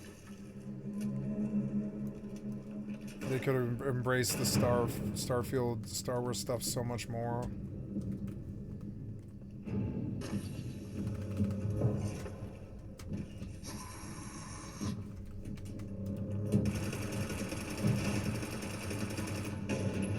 I love the combat now, it's so much better.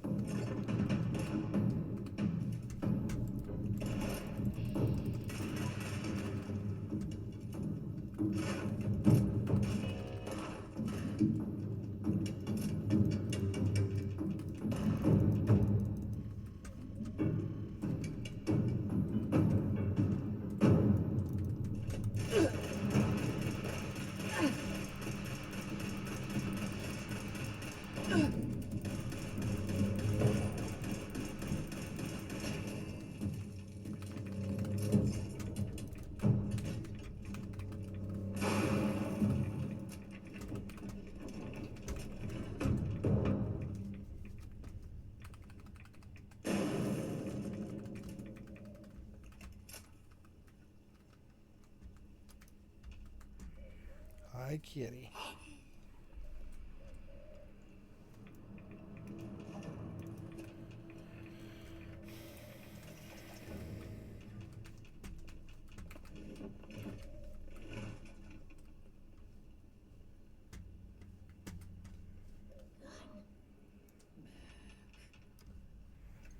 Oh, creepy. You put your paw down my leg, kitty. It was weird.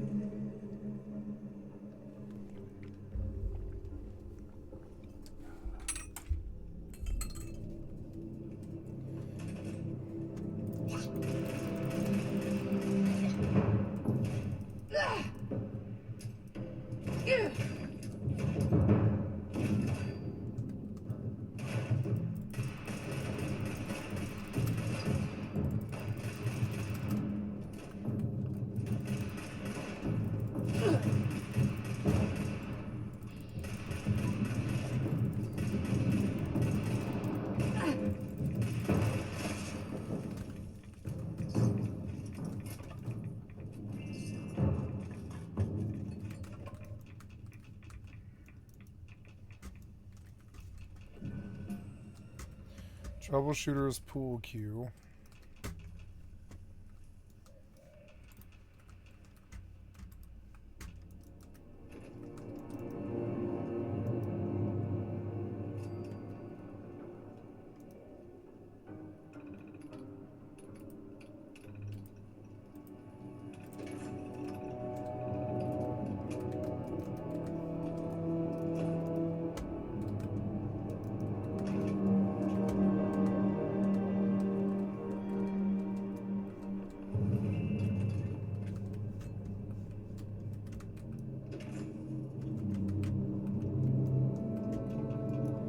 Oh, good, I'm here. I finished it. Overseer's log, Morgantown. I used to love coming here on weekends, taking flight lessons. Now it feels like I walked into a nightmare. Those scorched things are everywhere. I kept quiet. They didn't see me. I managed to observe them for a bit. Whatever this disease is, it seems to completely take over its host. Say I would have guessed some ruin. The ones that used to be human, eventually they go rigid, like some kind of stasis. And if they stay like that for too long, they sort of burn up from the inside out. Vesuvius in reverse. Stop shredding me, kitty. Stop scratching me. You're like sleeping there, scratching my legs. Stop doing Then it. I got my answer. It swooped down from the sky. Stay away from my leg, kitty. Breathing. Infecting everything. I love you, kitty. Don't scratch me anymore. I don't know how to fight this. But we need to consider all our options. Yeah, you were like scratching me for no reason. Like while you were just lying there. We find the source of this scorched plague and wipe it from the map before it can leave Appalachia. But first things first, we can't let the disease spread to us. Looks like the responders were developing some kind of inoculation. I'm going to pick up their work. You should too. This is the Overseer. Signing off. It's peaceful here. Quiet, too. I like that. Before the war, the world was just too loud.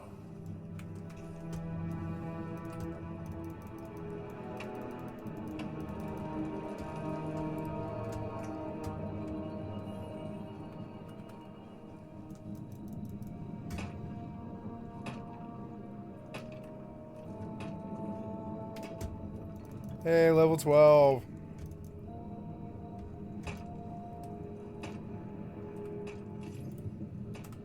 To close these weary eyes and sleep one last time. Won't be long now.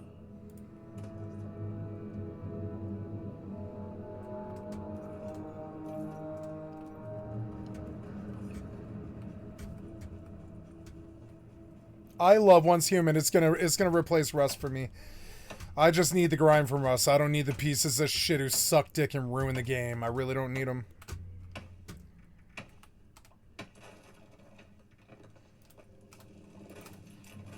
Tweaked automatic receiver. That's actually an upgrade for me, I think.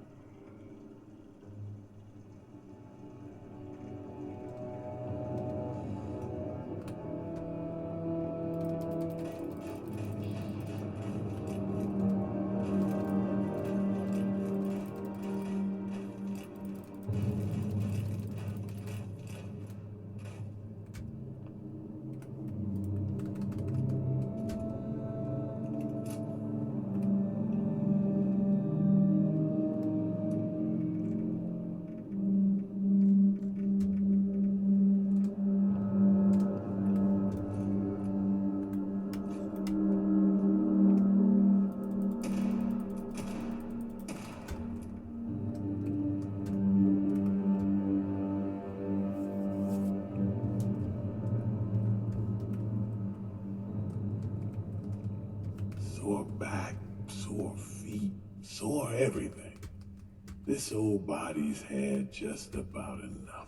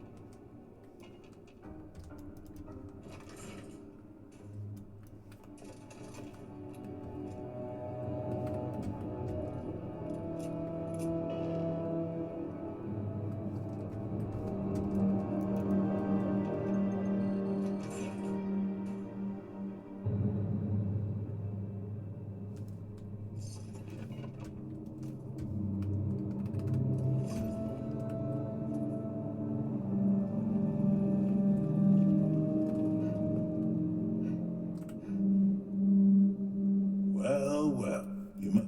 Every day brings the end. I got a brother. In the end, none of us can escape. Anyway, for we brought the good book. This is supposed. Marcus, he followed me back then. I do. Well, but I guess call me. I know it's in the show in a car. They used to. This was it. It was late. I ain't been here. Time's all I got.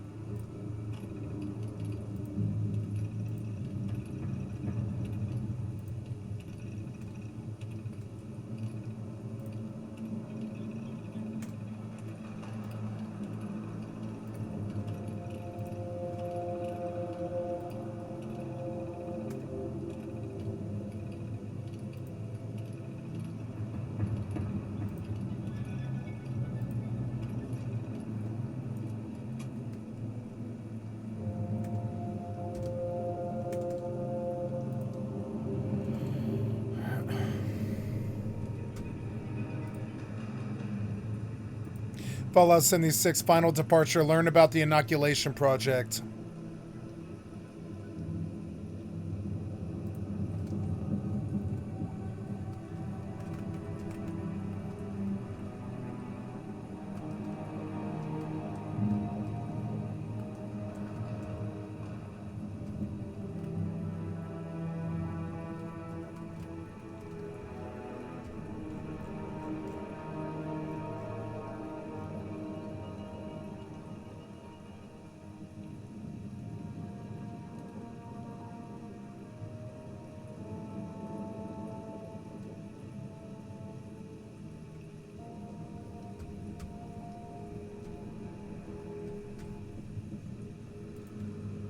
Oh, okay, it's outside.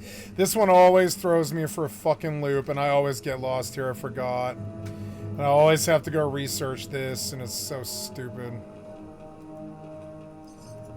Couldn't you just make the game good? I don't know, whatever.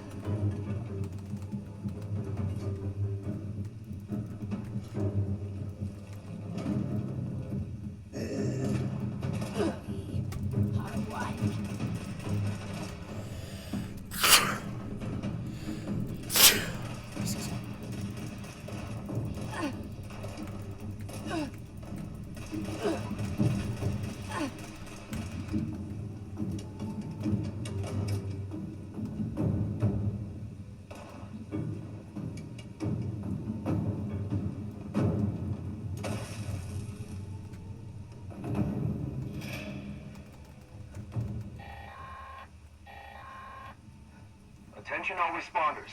This is a top priority message. Radar has spotted an inbound cargo bot. We've got to secure the landing zone so we can make the drop. We need those supplies, but the cargo bot's going to attract attention, so get ready for a fight.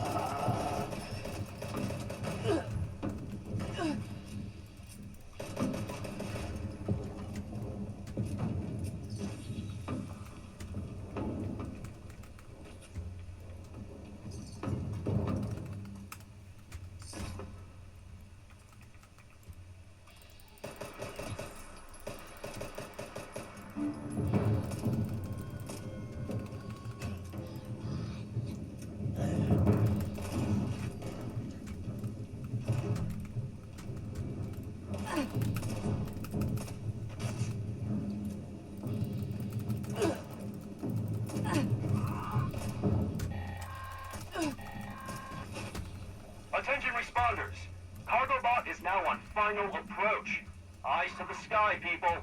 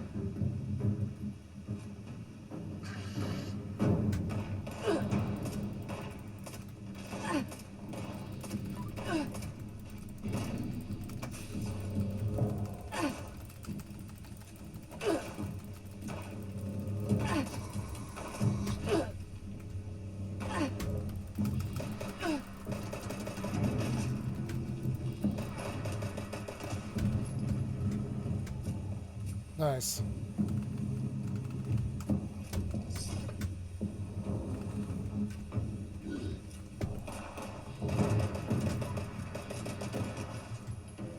That's some good XP here.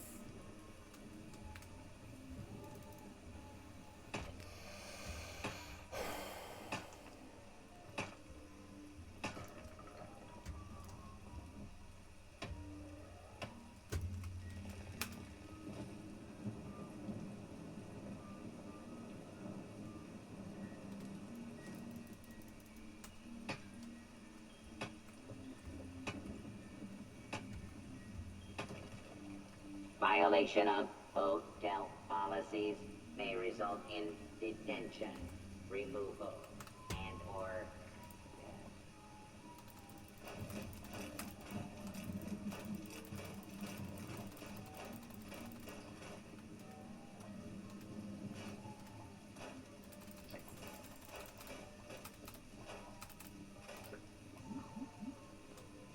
Nice.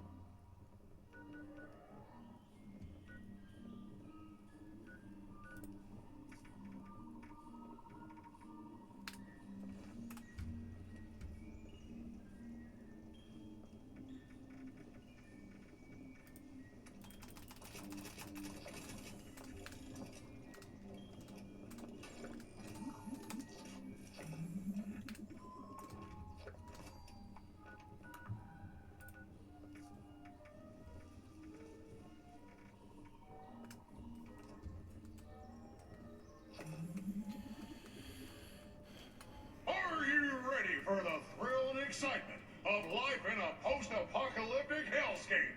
By popular demand, this month's creative learning classes are on wilderness survival. Courses in crafting materials are now available.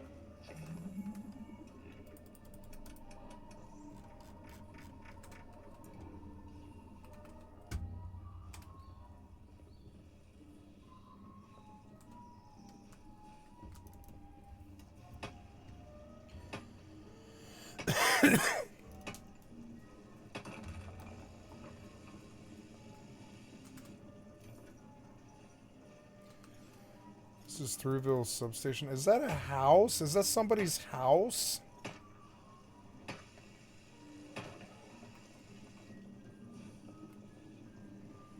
Wow. Cost.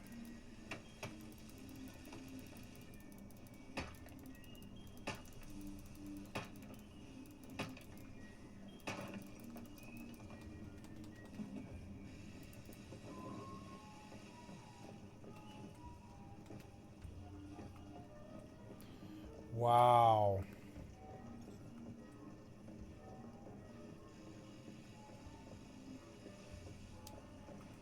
This guy like actually plays Once Human. Wow. See, this is so much better than 76. Look how beautiful it is.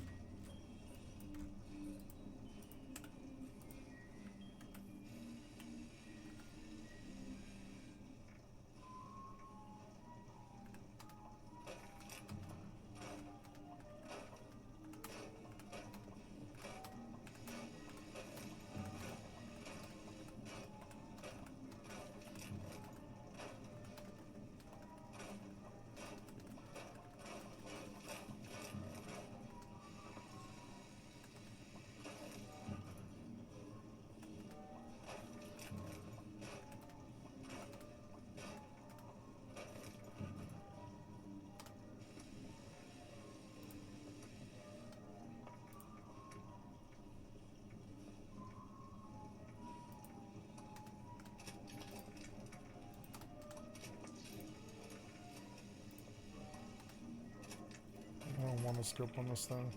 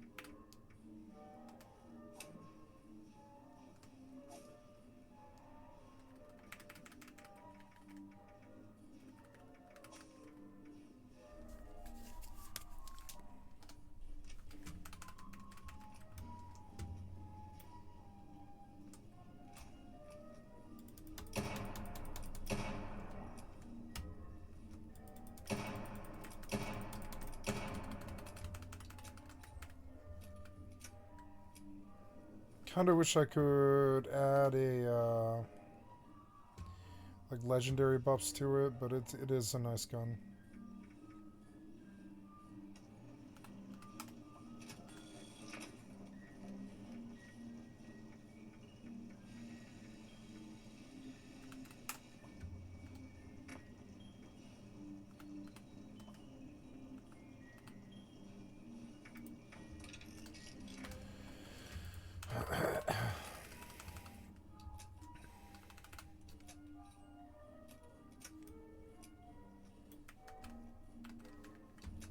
This game is a lot better in fucking 200 frames per second.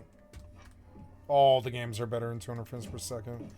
The frames have been what's wrong with the industry, really. Copper ingots and glass, okay.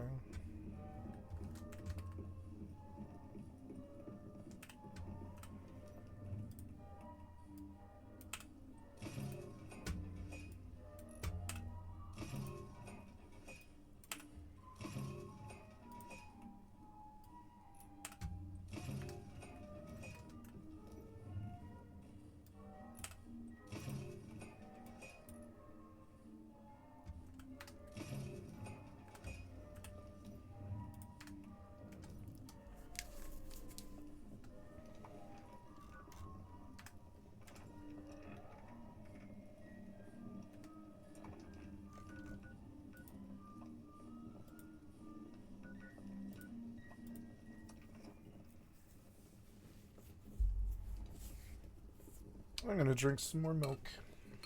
I'll be right back.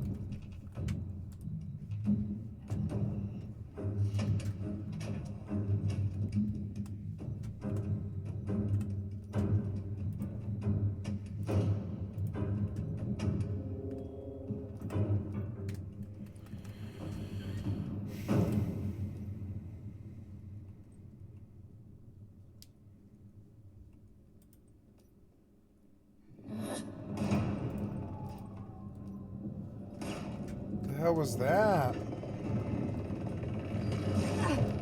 Oh.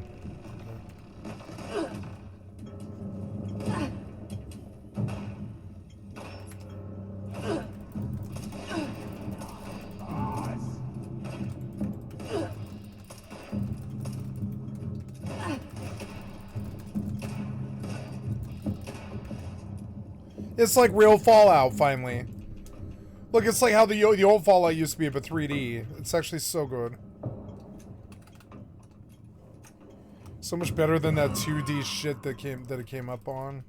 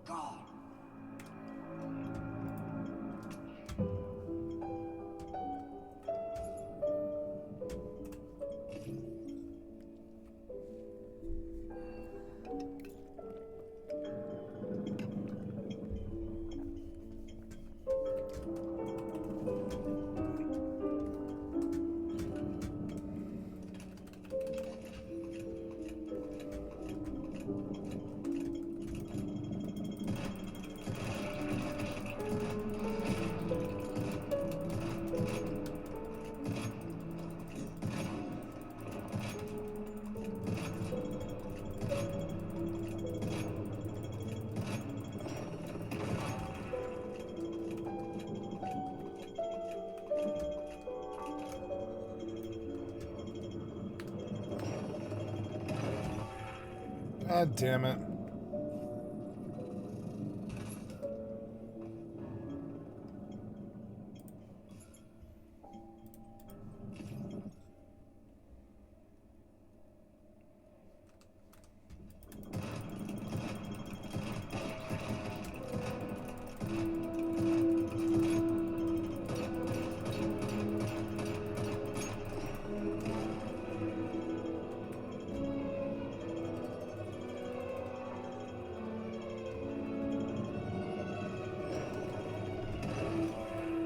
What?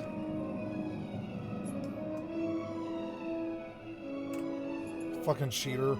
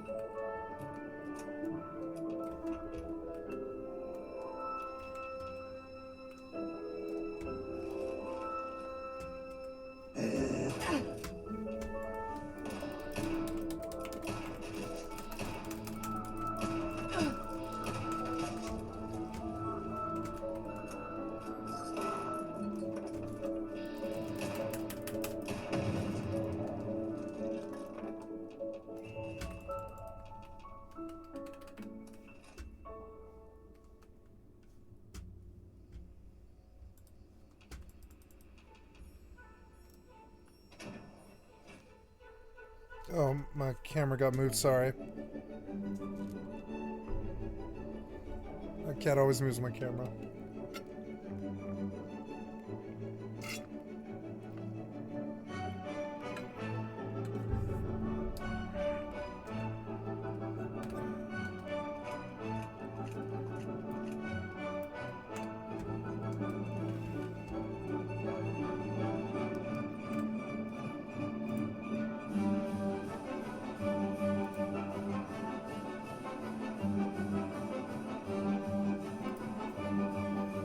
Hi, kitty.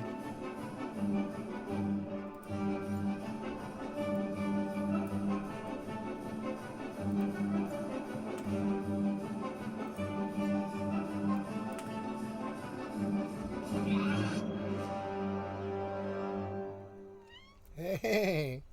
Sorry, kitty. You want to lie down? No.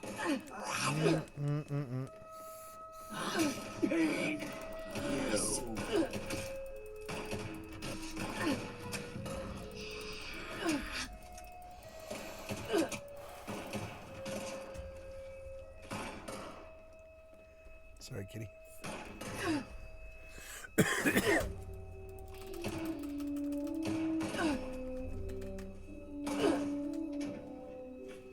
Sorry, kitty. Come here. You're my good kitty.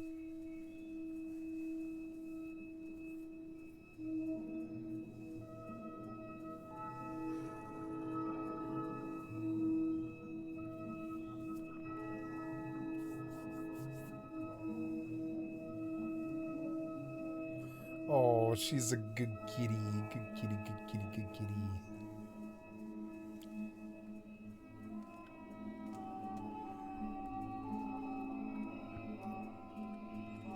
Oops.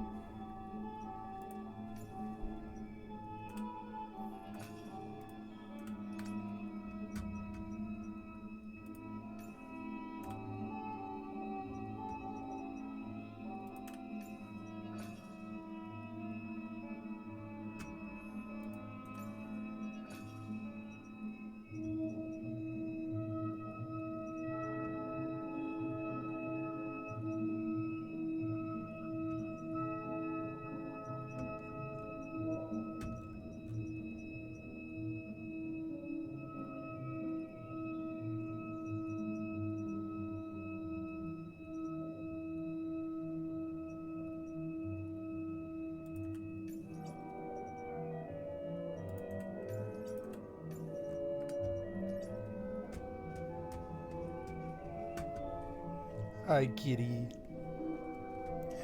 Oh, how I love her. I love her. I love her. Into level 12.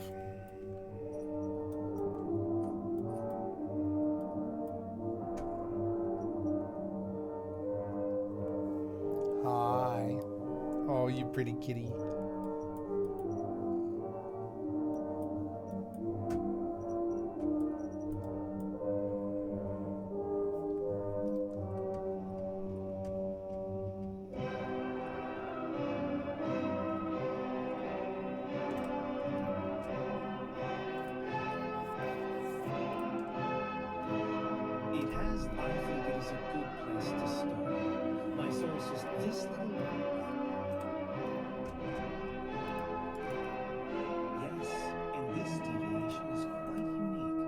It comes from rest assured that as far as I suggest... Pretty kitty.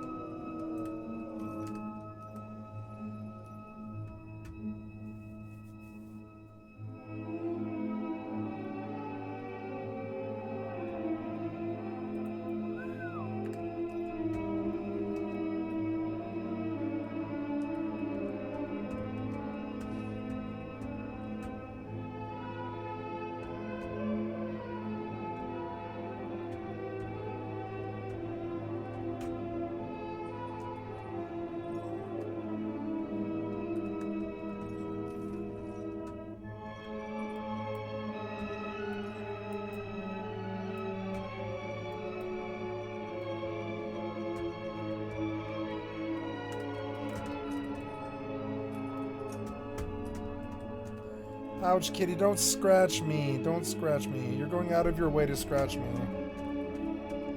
Just don't scratch me, kitty. I'm gonna cut those nails. Pretty soon, too. In like an hour, I'm gonna cut those nails, kitty. So enjoy slashing me while you can. B.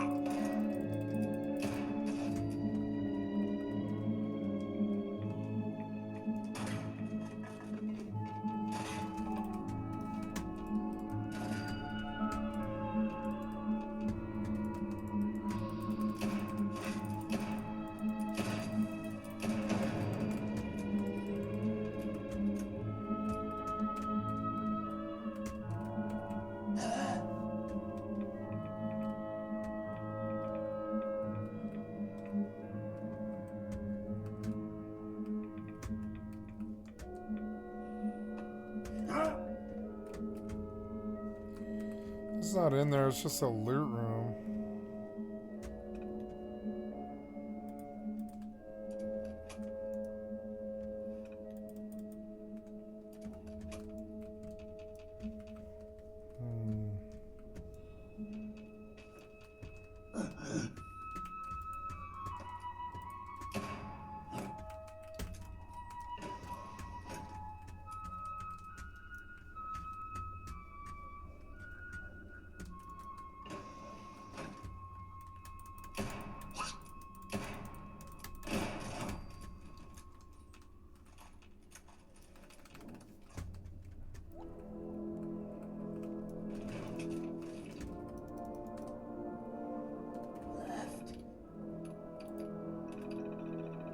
Nice, I got it.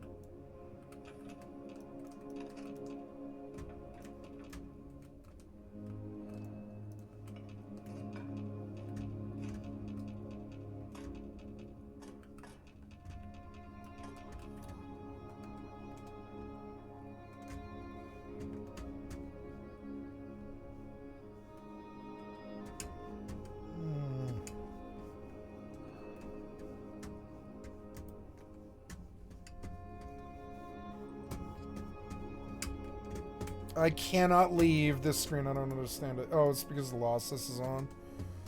There. God damn it, you're annoying.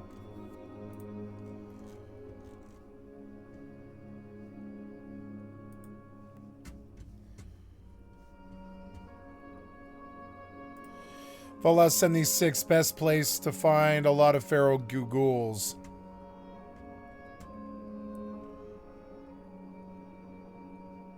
It is the White Spring Golf Club in Morgantown.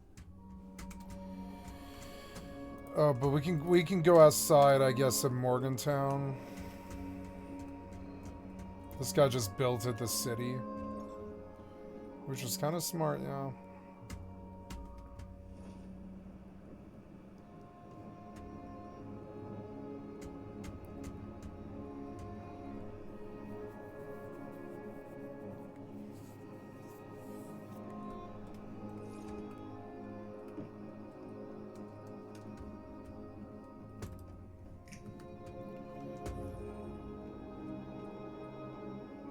So, I guess, what else do we do? That was everything I needed here. I want to go home.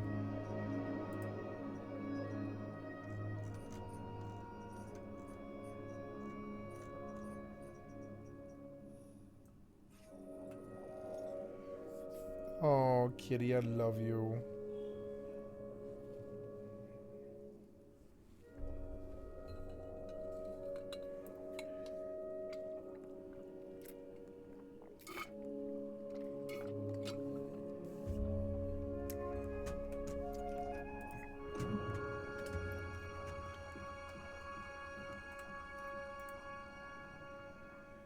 Yay!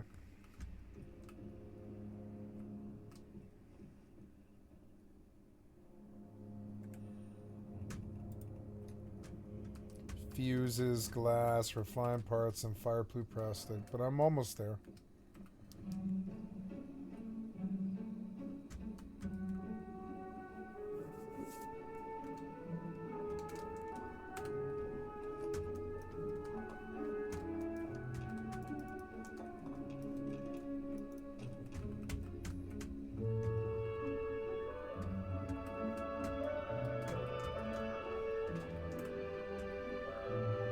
Oh, pretty kitty.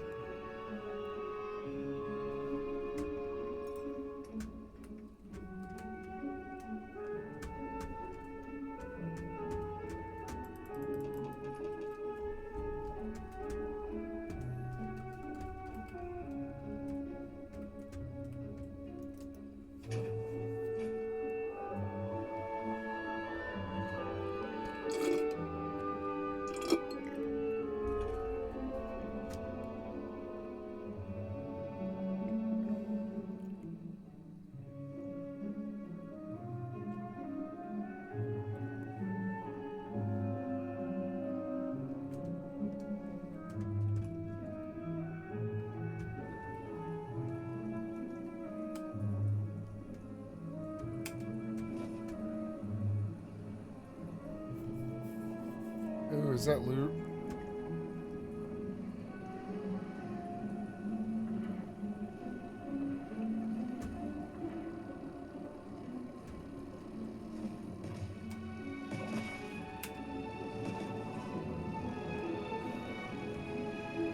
Oh, damn it.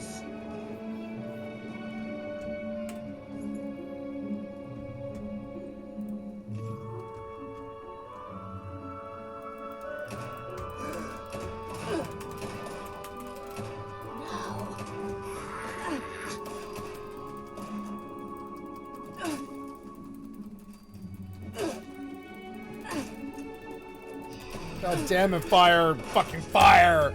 Just like standing in the corner waiting for 10 seconds to do something. Fucking fire the pistol in your fucking hand. Piece of shit, cocksucker, brain dead developer.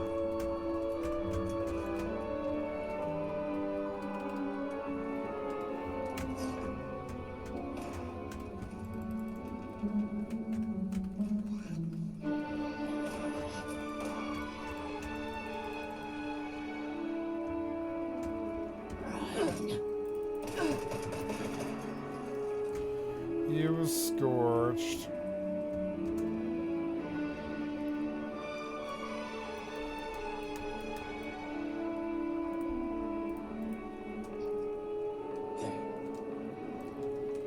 Oh no.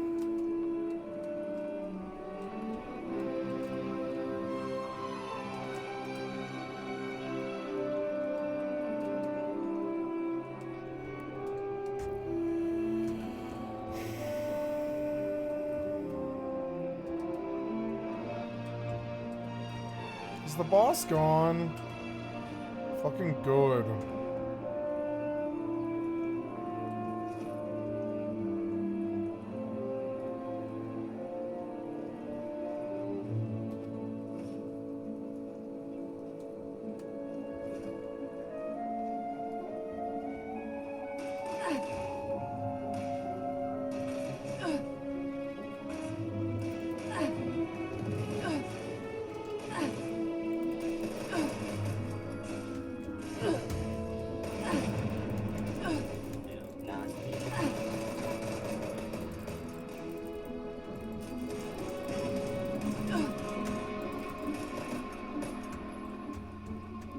That was fun. This game's so much better now. They're gonna add content too, which is gonna be fucking sweet.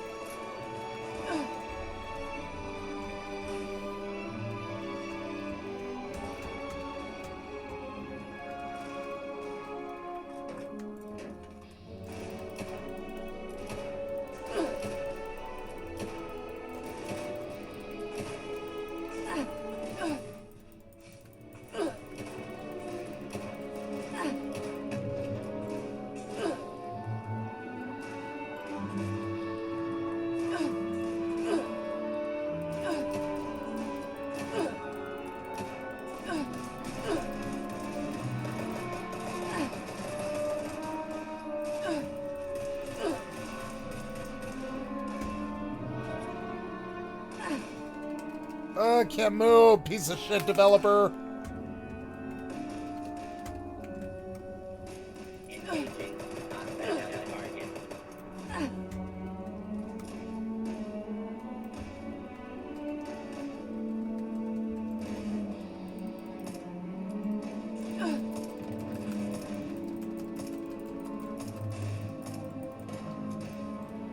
Warning, continue. Region cannot be carried. Please contact and authorize region.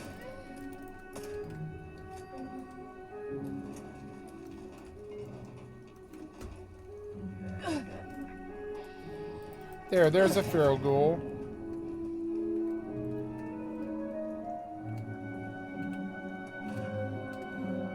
There, I got it. Collect the Type T fuse.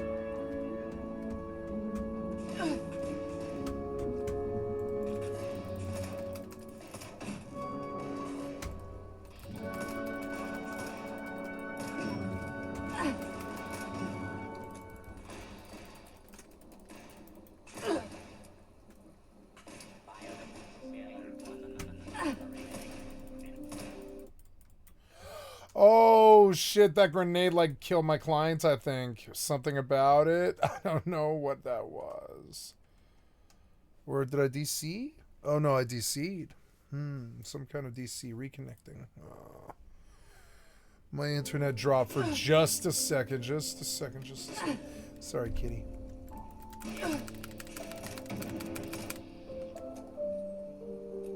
The game looks a lot better in this FOV. It like looks way better than I remember, and the FOV and the frames on the GeForce Now looks so good. All right, so I need to go back to collect the T-type fuse.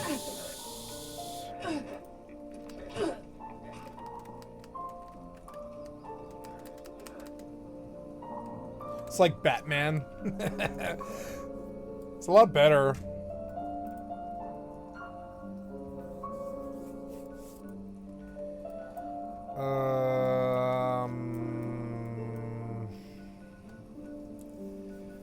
I want to jump to wherever that was. Yeah.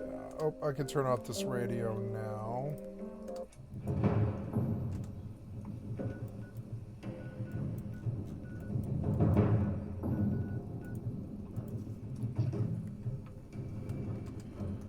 Okay, back with it. Damn, this game looks good. Especially at night, it looks so good. This is like the most beautiful game I've ever played, maybe.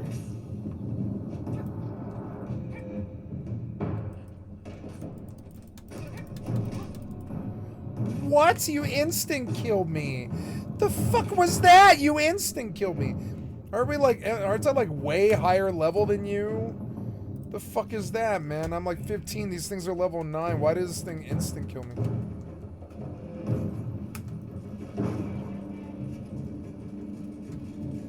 Why?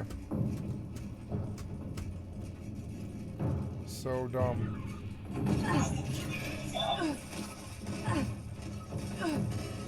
Ugh.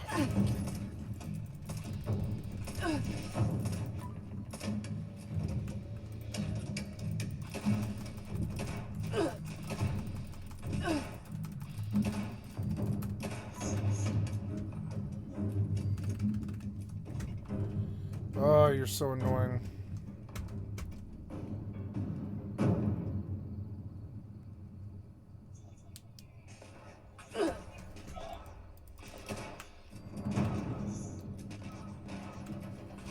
Last shot.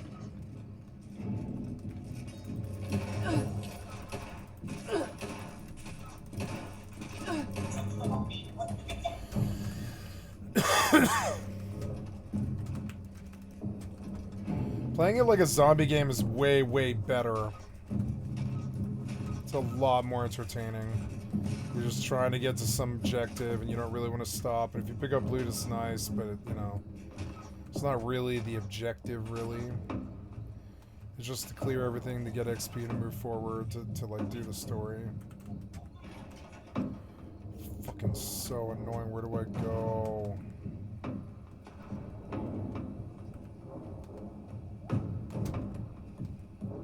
Ah.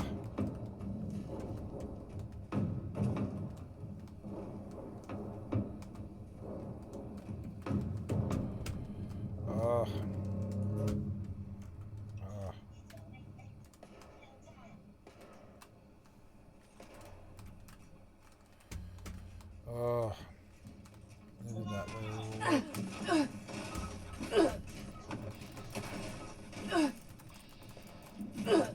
Ouch.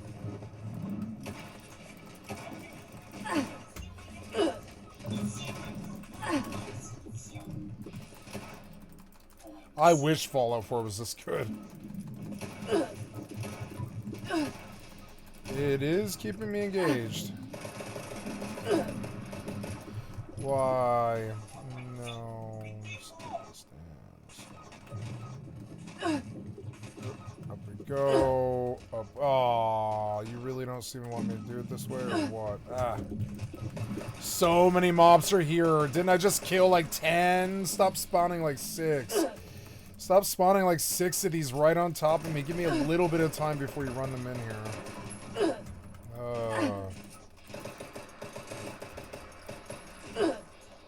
There is so many.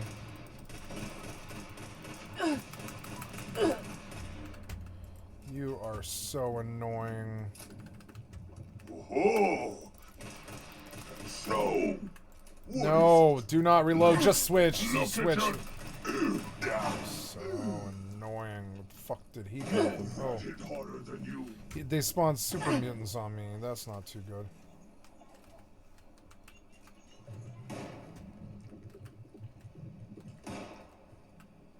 Oh, you're so annoying. You made me fall. Now Appalachia belongs to.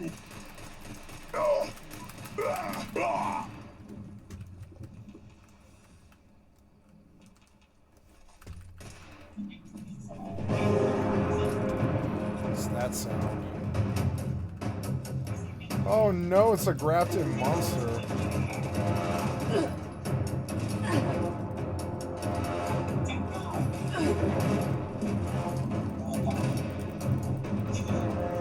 Don't reload.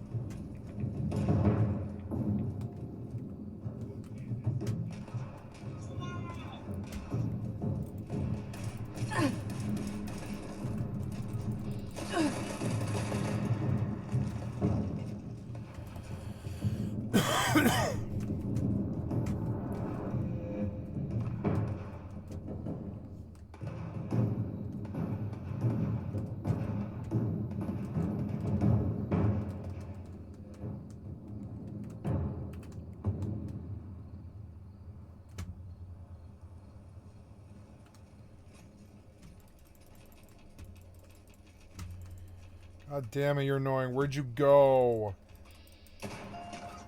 So annoying.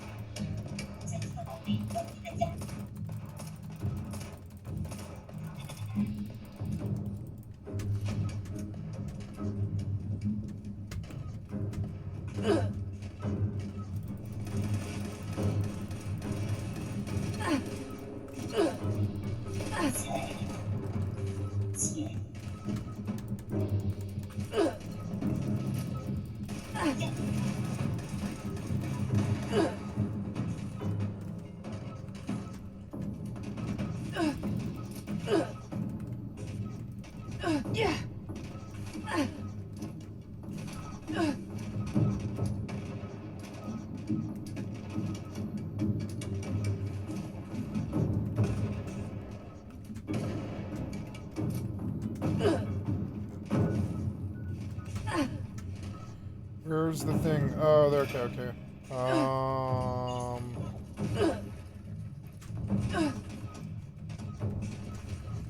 So annoying.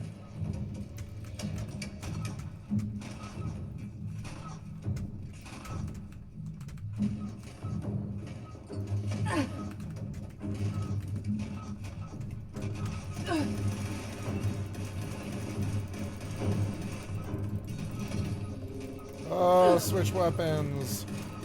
Switch weapons.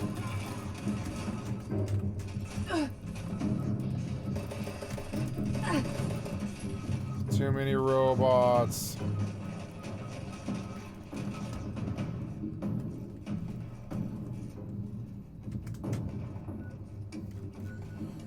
It is kind of cool, like the Matrix. It's like, the Matrix things are attacking me. Gotta Neo to the roof and leave before Agent Smith comes. I like it, it's random as fuck. Like, these little Liberator monsters were so annoying. How did you find me, you worthless piece of shit? How did you find me? You're so dumb. Go, hurry up.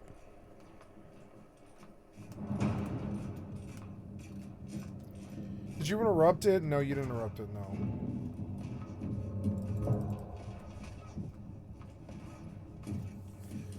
So annoying.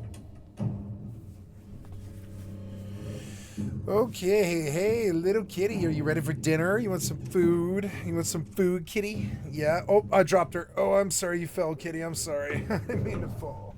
I didn't mean to make you fall. Okay, let's go get you some food. Ready for some food time, kitty?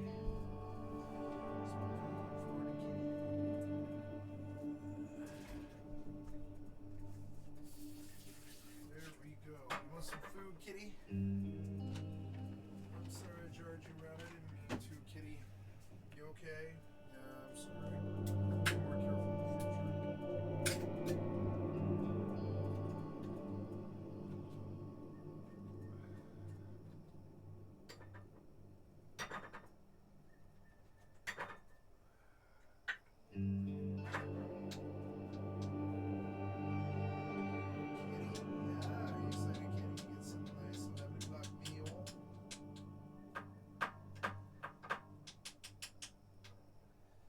Get you a nice 11 o'clock meal.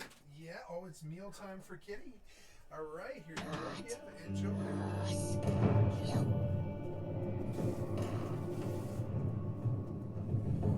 Wish I could turn the damn combat music off.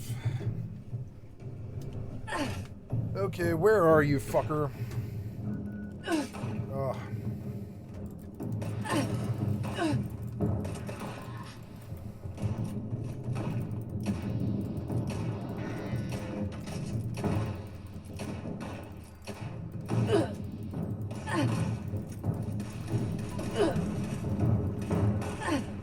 Where are you?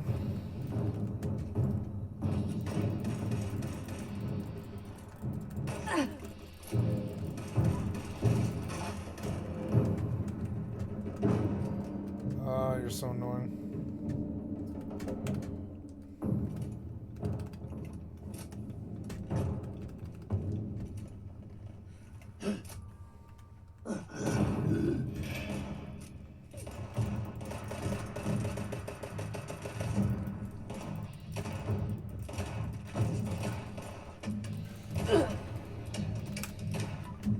$5.39's popping out is really satisfying. I love this RPG. Always have.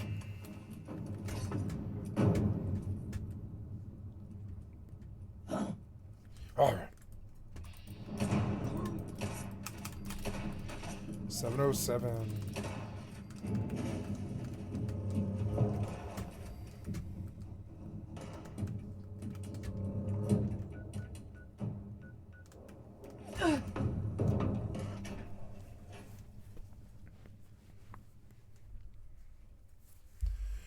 Gonna do some eye drops. Oh, did I knock my eye drops off? I think I did.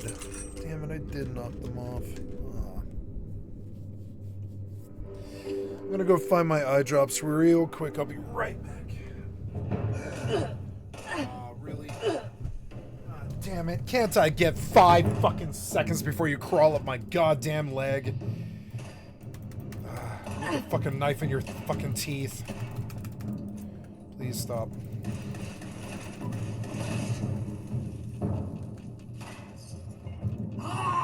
Where'd he go? Can't move.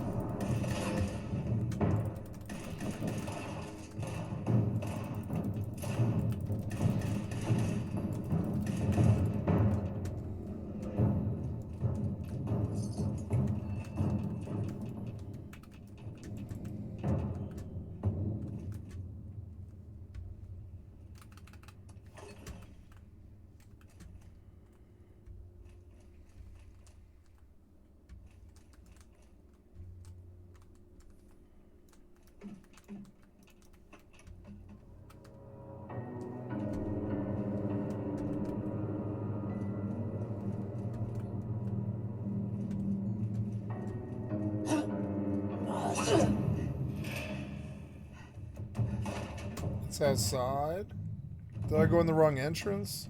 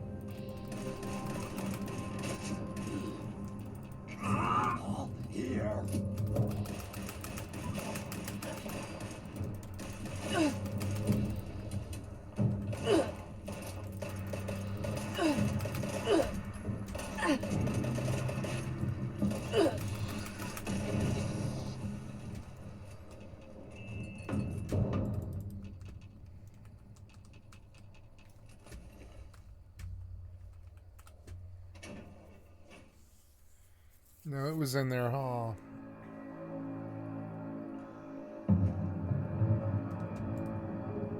Did you spawn again?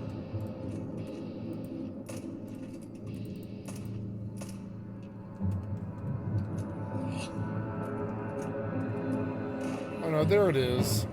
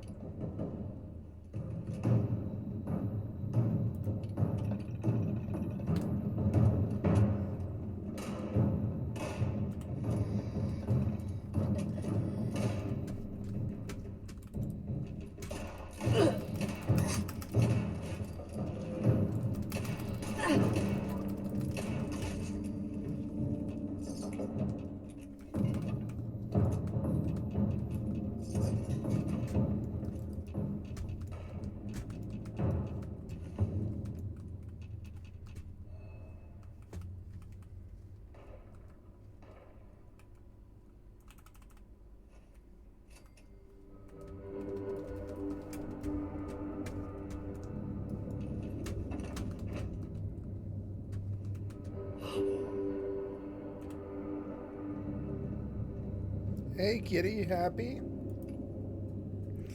Happy kitty? Yeah, with a full belly and a smile. Hello, happy kitty.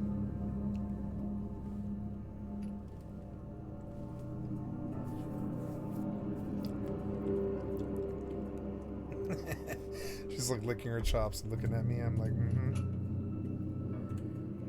Yeah, it's pretty good, huh?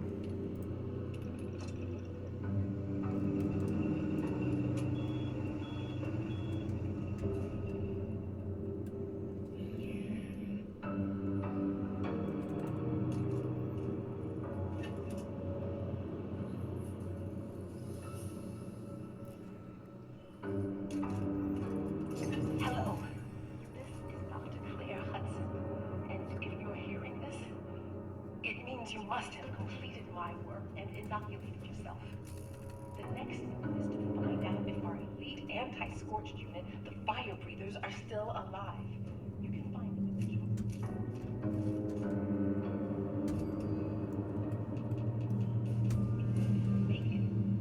the Ah, good, level 20. I get to bust my gear and my crappy guns and start a new bracket.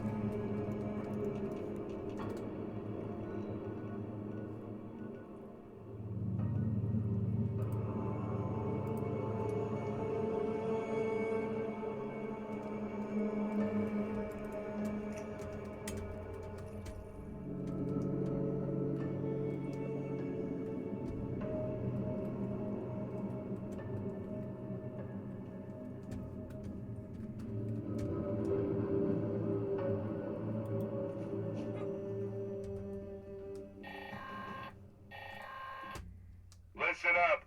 All Blood Eagles out there are invited to a show.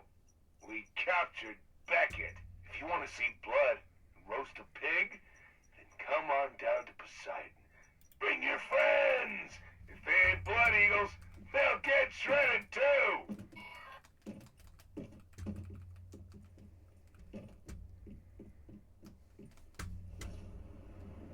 I guess I'll wait until 9 a.m. because it's easier when there's like zero graph. Time to eat.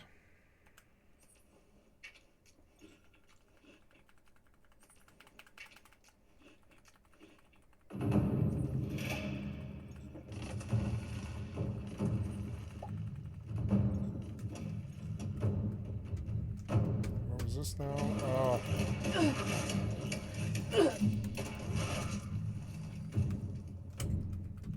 Oh, pretty kitty. Mole rats attacking me. I don't want to do this right now. So what do I do? I believe I will. I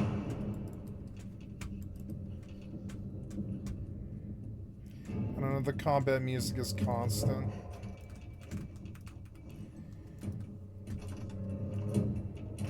Can you turn it off?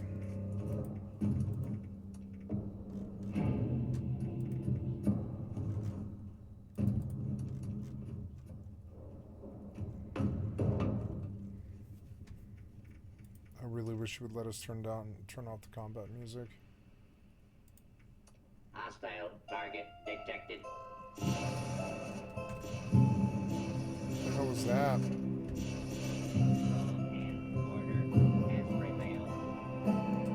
Join the responder elite. Join the fire breathers. Access. I like depth of field now. It was actually the motion blur that always bothered me, but I like depth of field. I think it actually is good. Makes the game look a lot better.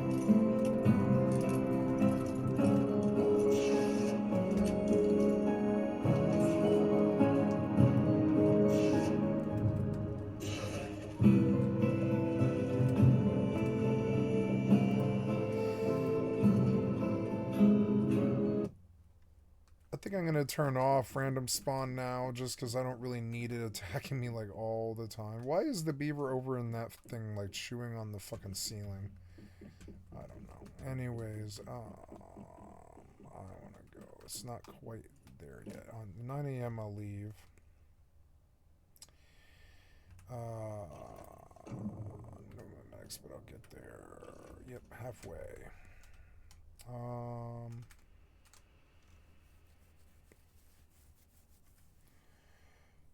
So I wanted to go back in, and I see that that did not fix my problem with the interior, so I'm going back to system.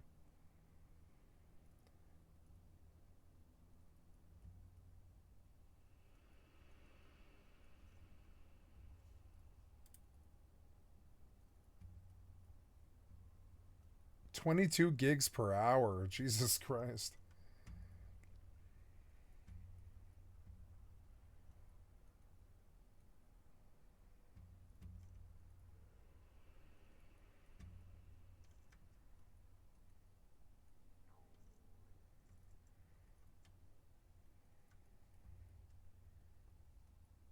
The VSync is adaptive. Oh, there we go. VSync to adaptive. Adaptive, off, and on. Maybe that fixes it, right? And then we want yeah, I guess I just didn't turn the VSync on is the problem. So let's turn on the VSync at not 120 but 240. But maybe the VSync on will fix the problem in the interiors. I don't know.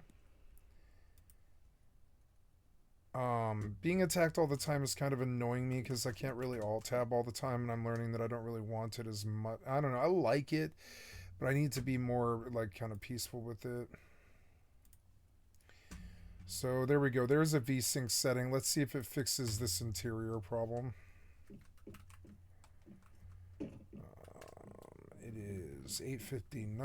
We're going to go relocate to the next place. Oh, no, I never did find the red chest here. And it's usually at the tall of the topest building. Huh, there we go. 0 gravity, Todd. I want to get higher. Yeah. And you take me higher. Where is the red chest here? It's going to be way in the fucking back, maybe. It's not in the big building. Where is this? It's like the mystical crate. This place is called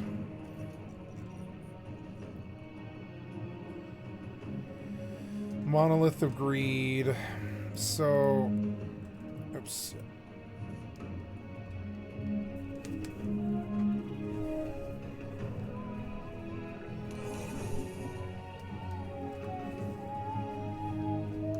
Sorry, kitty. Gonna get something to drink.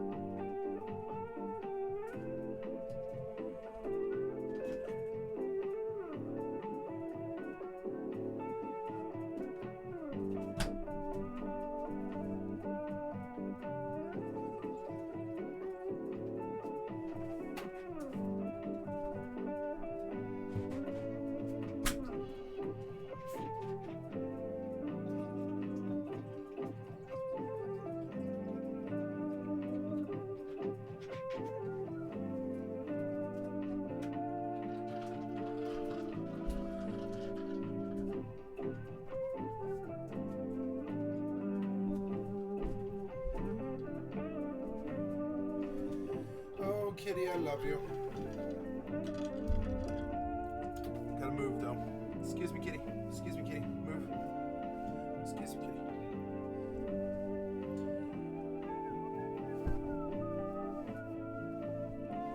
Sorry about that. You're okay.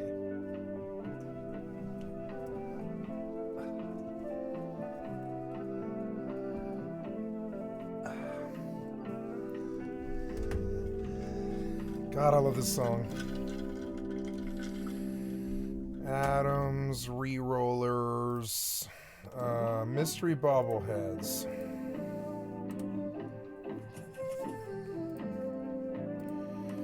Nuka-Cola bowling ball. Re-roller.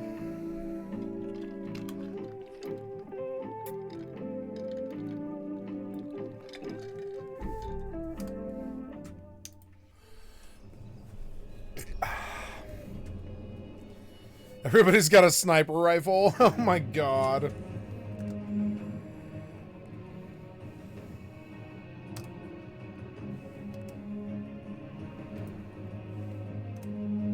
Might be fun to start a character on that server too. Treat it like Rust and go out with like a built set.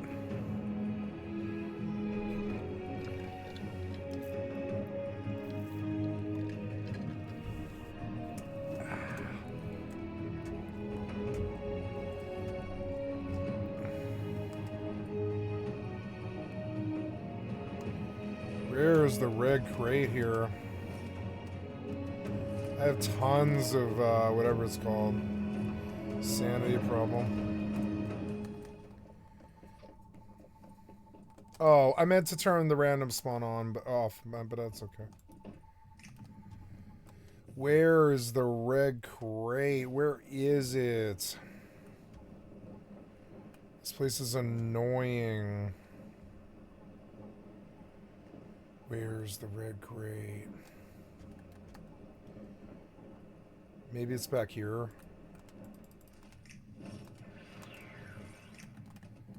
Hopefully.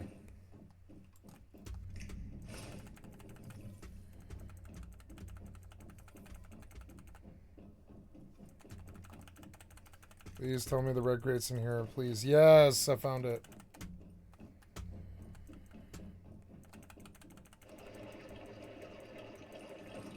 Monolithic Reed Exclusion Zone. Blue Tiger Fang. What? I got something. Alright, well, this was good. Oh, did I miss stuff in there? Oops, I should have checked. What the fuck was that? Oh, it's a cave cricket. Ugh.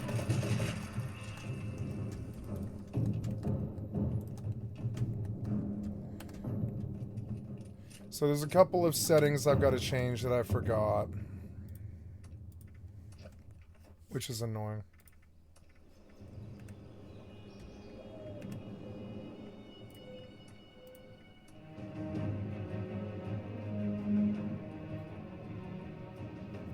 Oh, the equipment's invisible anyways. Turn the proximity off, but keep the difficulty in nuclear. That's good enough. Frequent bloody messes and increased forces is annoying.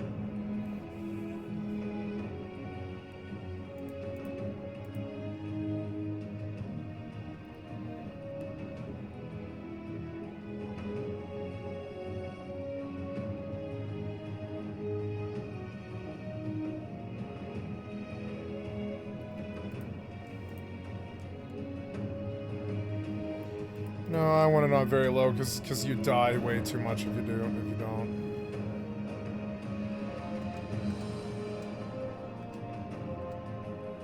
Hi, kitty.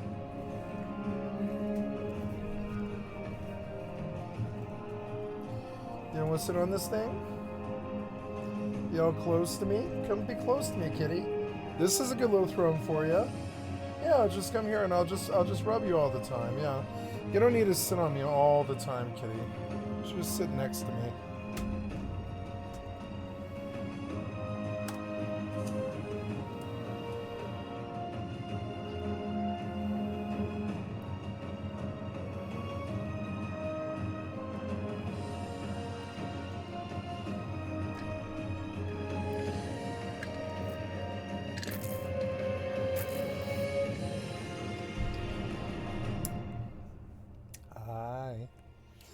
Hi, kitty.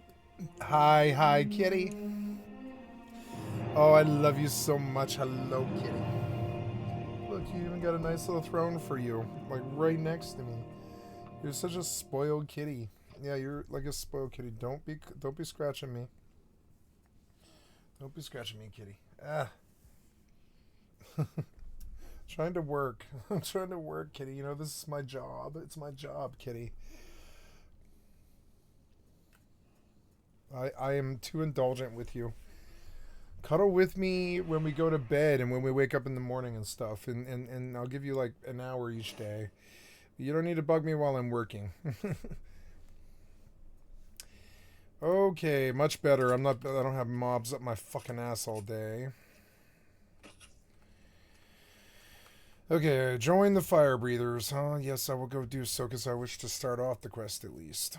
And so, yeah. Look how much better it is in private with custom. Frames are better, like a real Fallout game. Graphics are better with the FOV low. Okay, so just looking around, make sure I didn't miss anything. Okay, we're done with this place. Cool. I'm gonna jump out. I like that the monuments don't feel like forever. You could stay there, but I mean, this is a good monument to live by, kind of, sort of. Not really. A lot of bosses spawn on top of me here. It's annoying. Alright, so we going out. It's 1 p.m., so I get some nice jump juice. And we're moving.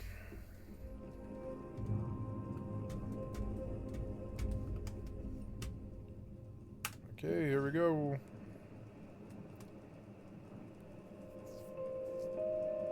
Fucking beautiful.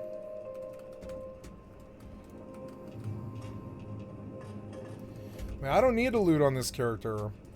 I don't need to loot. Like, there's nothing I can't make. So, I mean, I don't need to loot, like, at all. Like, the loot doesn't matter. I guess the caps are kind of incidentally good for certain things, I guess. But it's not really, like, amazing.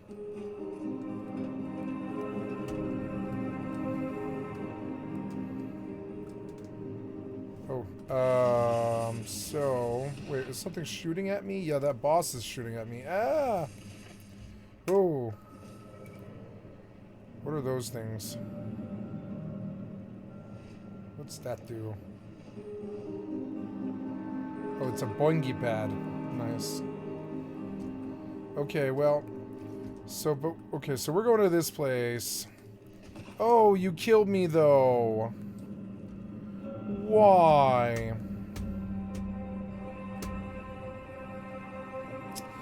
Pff, bullshit, why? Ah, I lost my fucking curiosity catcher. I'm gonna go get this. Yeah, respawn. Oh, she's such a pretty kitty.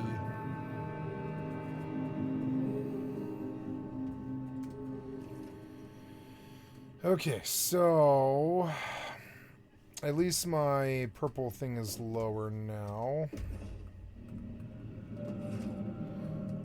Oh yeah, the boss with the balloons. I like this balloon boss, actually. Let's go fight him. Oh no, I need to go recover my body. Never mind.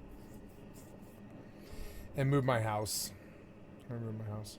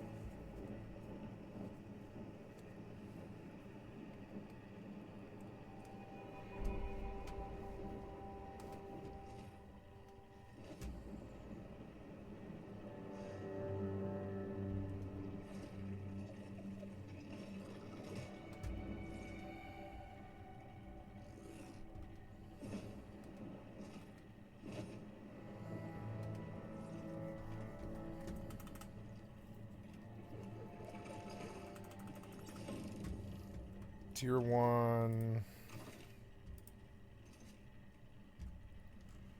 Yeah, I mean, that's just not better. It's not better. But it will... Oh, is my gear broken? Yeah, my gear is completely broken. That's one of the reasons why I'm dying.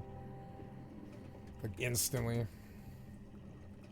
What does this guy have to say? Oh! God damn it. Everything's one-shotting me. It's so annoying. Stupid-ass bulb fly. That was expensive. Everything's one-shotting me. It's so annoying. Stop.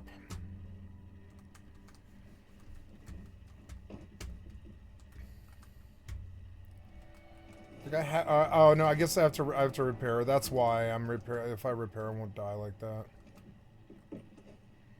I'm basically naked.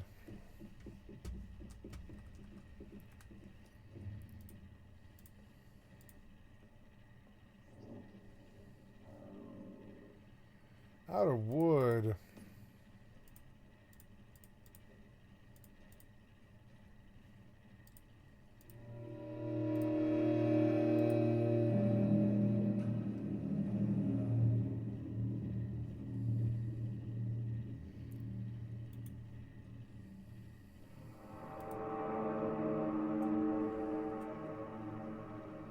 Leftover. Aw. Lame. I'm gonna go. Ah! No, don't kill me. Why is there a bug at the top of my base? There shouldn't be. Stupid ass bug. See, look, you're gonna kill me again. You're so annoying.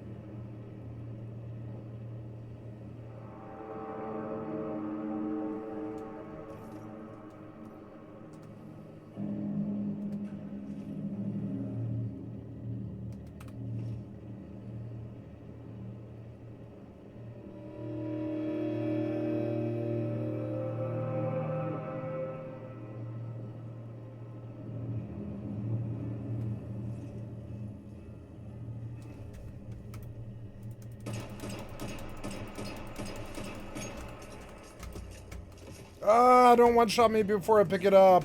Don't one-shot me before I pick it up. No, no. Ugh.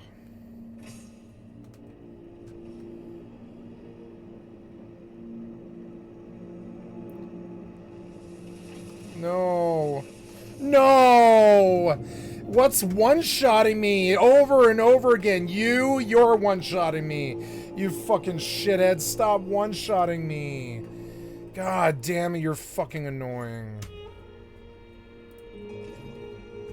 I hate one-shots in modern gaming. I don't care if my gear is broke. It's still unacceptable. Do 99% hits, you fucking shitheads. You suck so much dick at fucking design. I'm sick of your fucking incompetence in 2025. One-shots all the time. That's all hits are anymore. They're just one-shots. That's not how video games were for 40 years. The fuck's wrong with you pieces of shit? Everything's one-shot now. You either take no damage from all the hits, or it's a one-shot. It's one of the two. It's never like some incremental damage. It's so dumb. Granted, he's a boss, but you're like shooting me out of the air from like 90 meters to the west of him. Why? What's the fucking point of that? I mean, why? What would be the point of it? Why? So you could shoot birds down? Your boss can shoot birds down, I guess? Fucking so stupid. I guess. I mean, if it was easy, it would suck. Come on, man. I should be able to land here before he one-shots me, though. That's unfair. You should be shot down like it's a goddamn anti-aircraft cannon. It's a fucking boss. Oh my god. Why did you shoot me way up? Let's go. It was the ground. Nothing should have bounced me like that. That was so dumb. Now get out of this. Out, out, out, out, out, out. I'm all like roided out again. Ah! Ooh, what's this? Get off me. Ah. Take that, you fiend.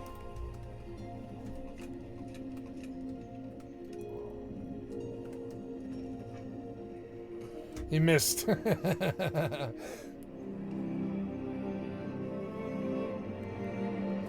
Everything's broken.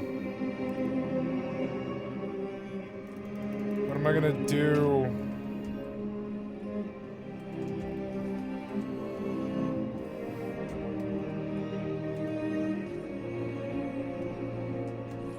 Okay, so we're gonna haunt the church and we're gonna fight these things for a little while. Ah! Please get up, you fucking idiot.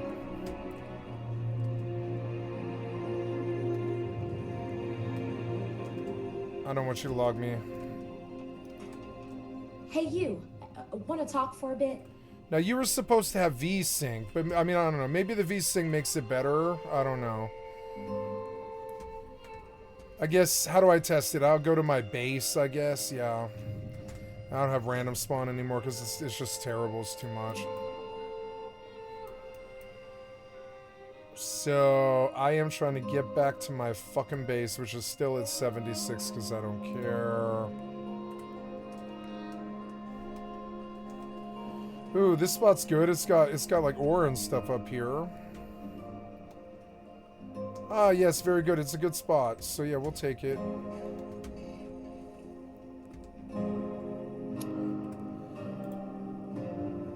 Oops.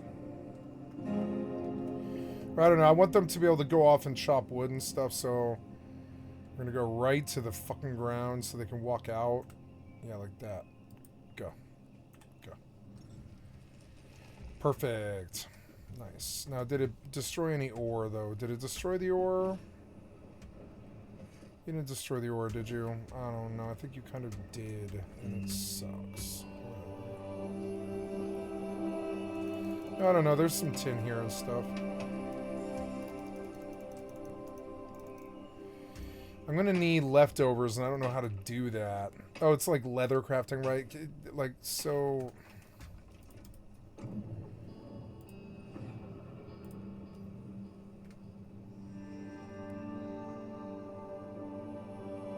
I don't have mimetics, but, leather working. Yeah, takes one to unlock.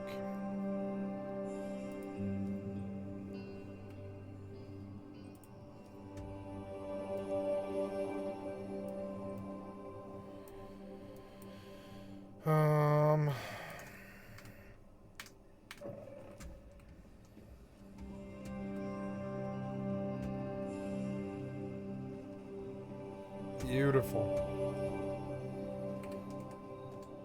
I'll just chop trees till I hit 13 and then produce stuff and then sell it. Hi, kitty. Much better without the aggro of like proc spawn all the time. Game's looking the best it's ever looked to me with the right FOV, like 70. I like 70, it's good FOV for this TV. So, I guess I go into my thing here and see if the V-Sync fixes my issue with getting stuck in the floor.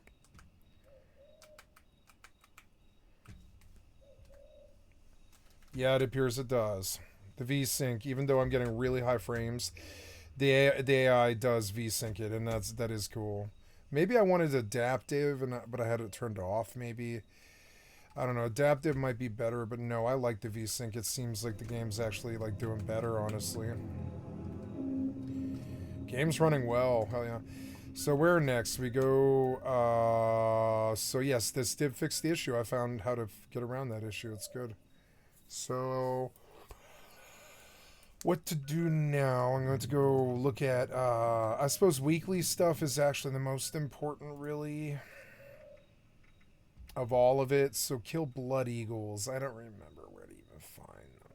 I saw them somewhere today. Where did I see them today? I don't remember. Where's the places I go for, oh, God, I don't remember. Let's re-roll that one, or I don't know. I don't have to re-roll it, but I could. I have a daily. We know that I can. Well, I'm looking at weeklies. Yeah, weeklies. Build a decoration in a workshop or camp. Build a decoration in a shelter. So let's beef up this shelter a little bit. Now that I can walk around in here, I can actually build, which is nice. So what do? We go over. Yep. Oh, no, now I can't move again. But maybe, oh, now I can't move again. Now I can't move again. No, you are wedging me. You're like wedging me. So annoying. Yep, see, it is wedging me. I didn't get out of this problem. It was working well for a little bit there. I don't know.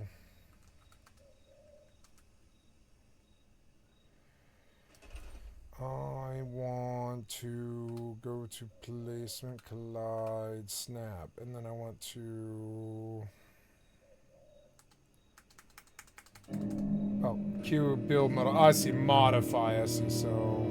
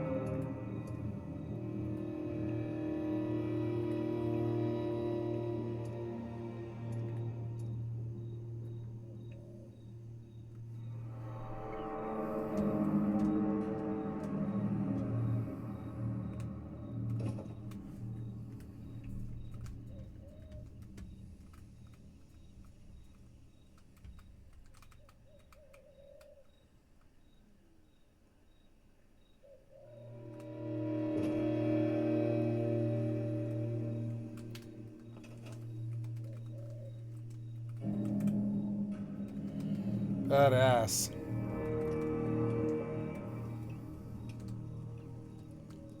So this didn't totally work. Let's go out and mess with it. It made it better, but it didn't totally fix it.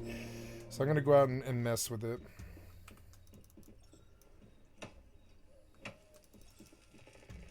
Or she get banana from the banana trees. See, why can't New World get building? And I want the New World expansion to be building, and it could take MMO King. If it had building like this, where I could stick a building in the world anywhere in the New World, where it just suddenly, like, you know, took you to a different place, kind of. And you just kept working on, like, furniture and stuff, and woodworking was the main reason to do, like, endgame and stuff. It would be actually really good. I don't know why they don't, like, do, like, maybe as the tech gets better, they can. The V-Sync's on, but the frames are at 240. What happens if I cap them at 120?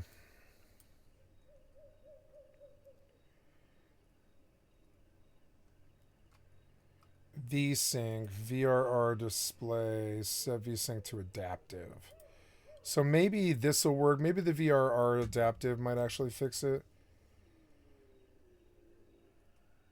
The L4S. I want to turn off the L4S because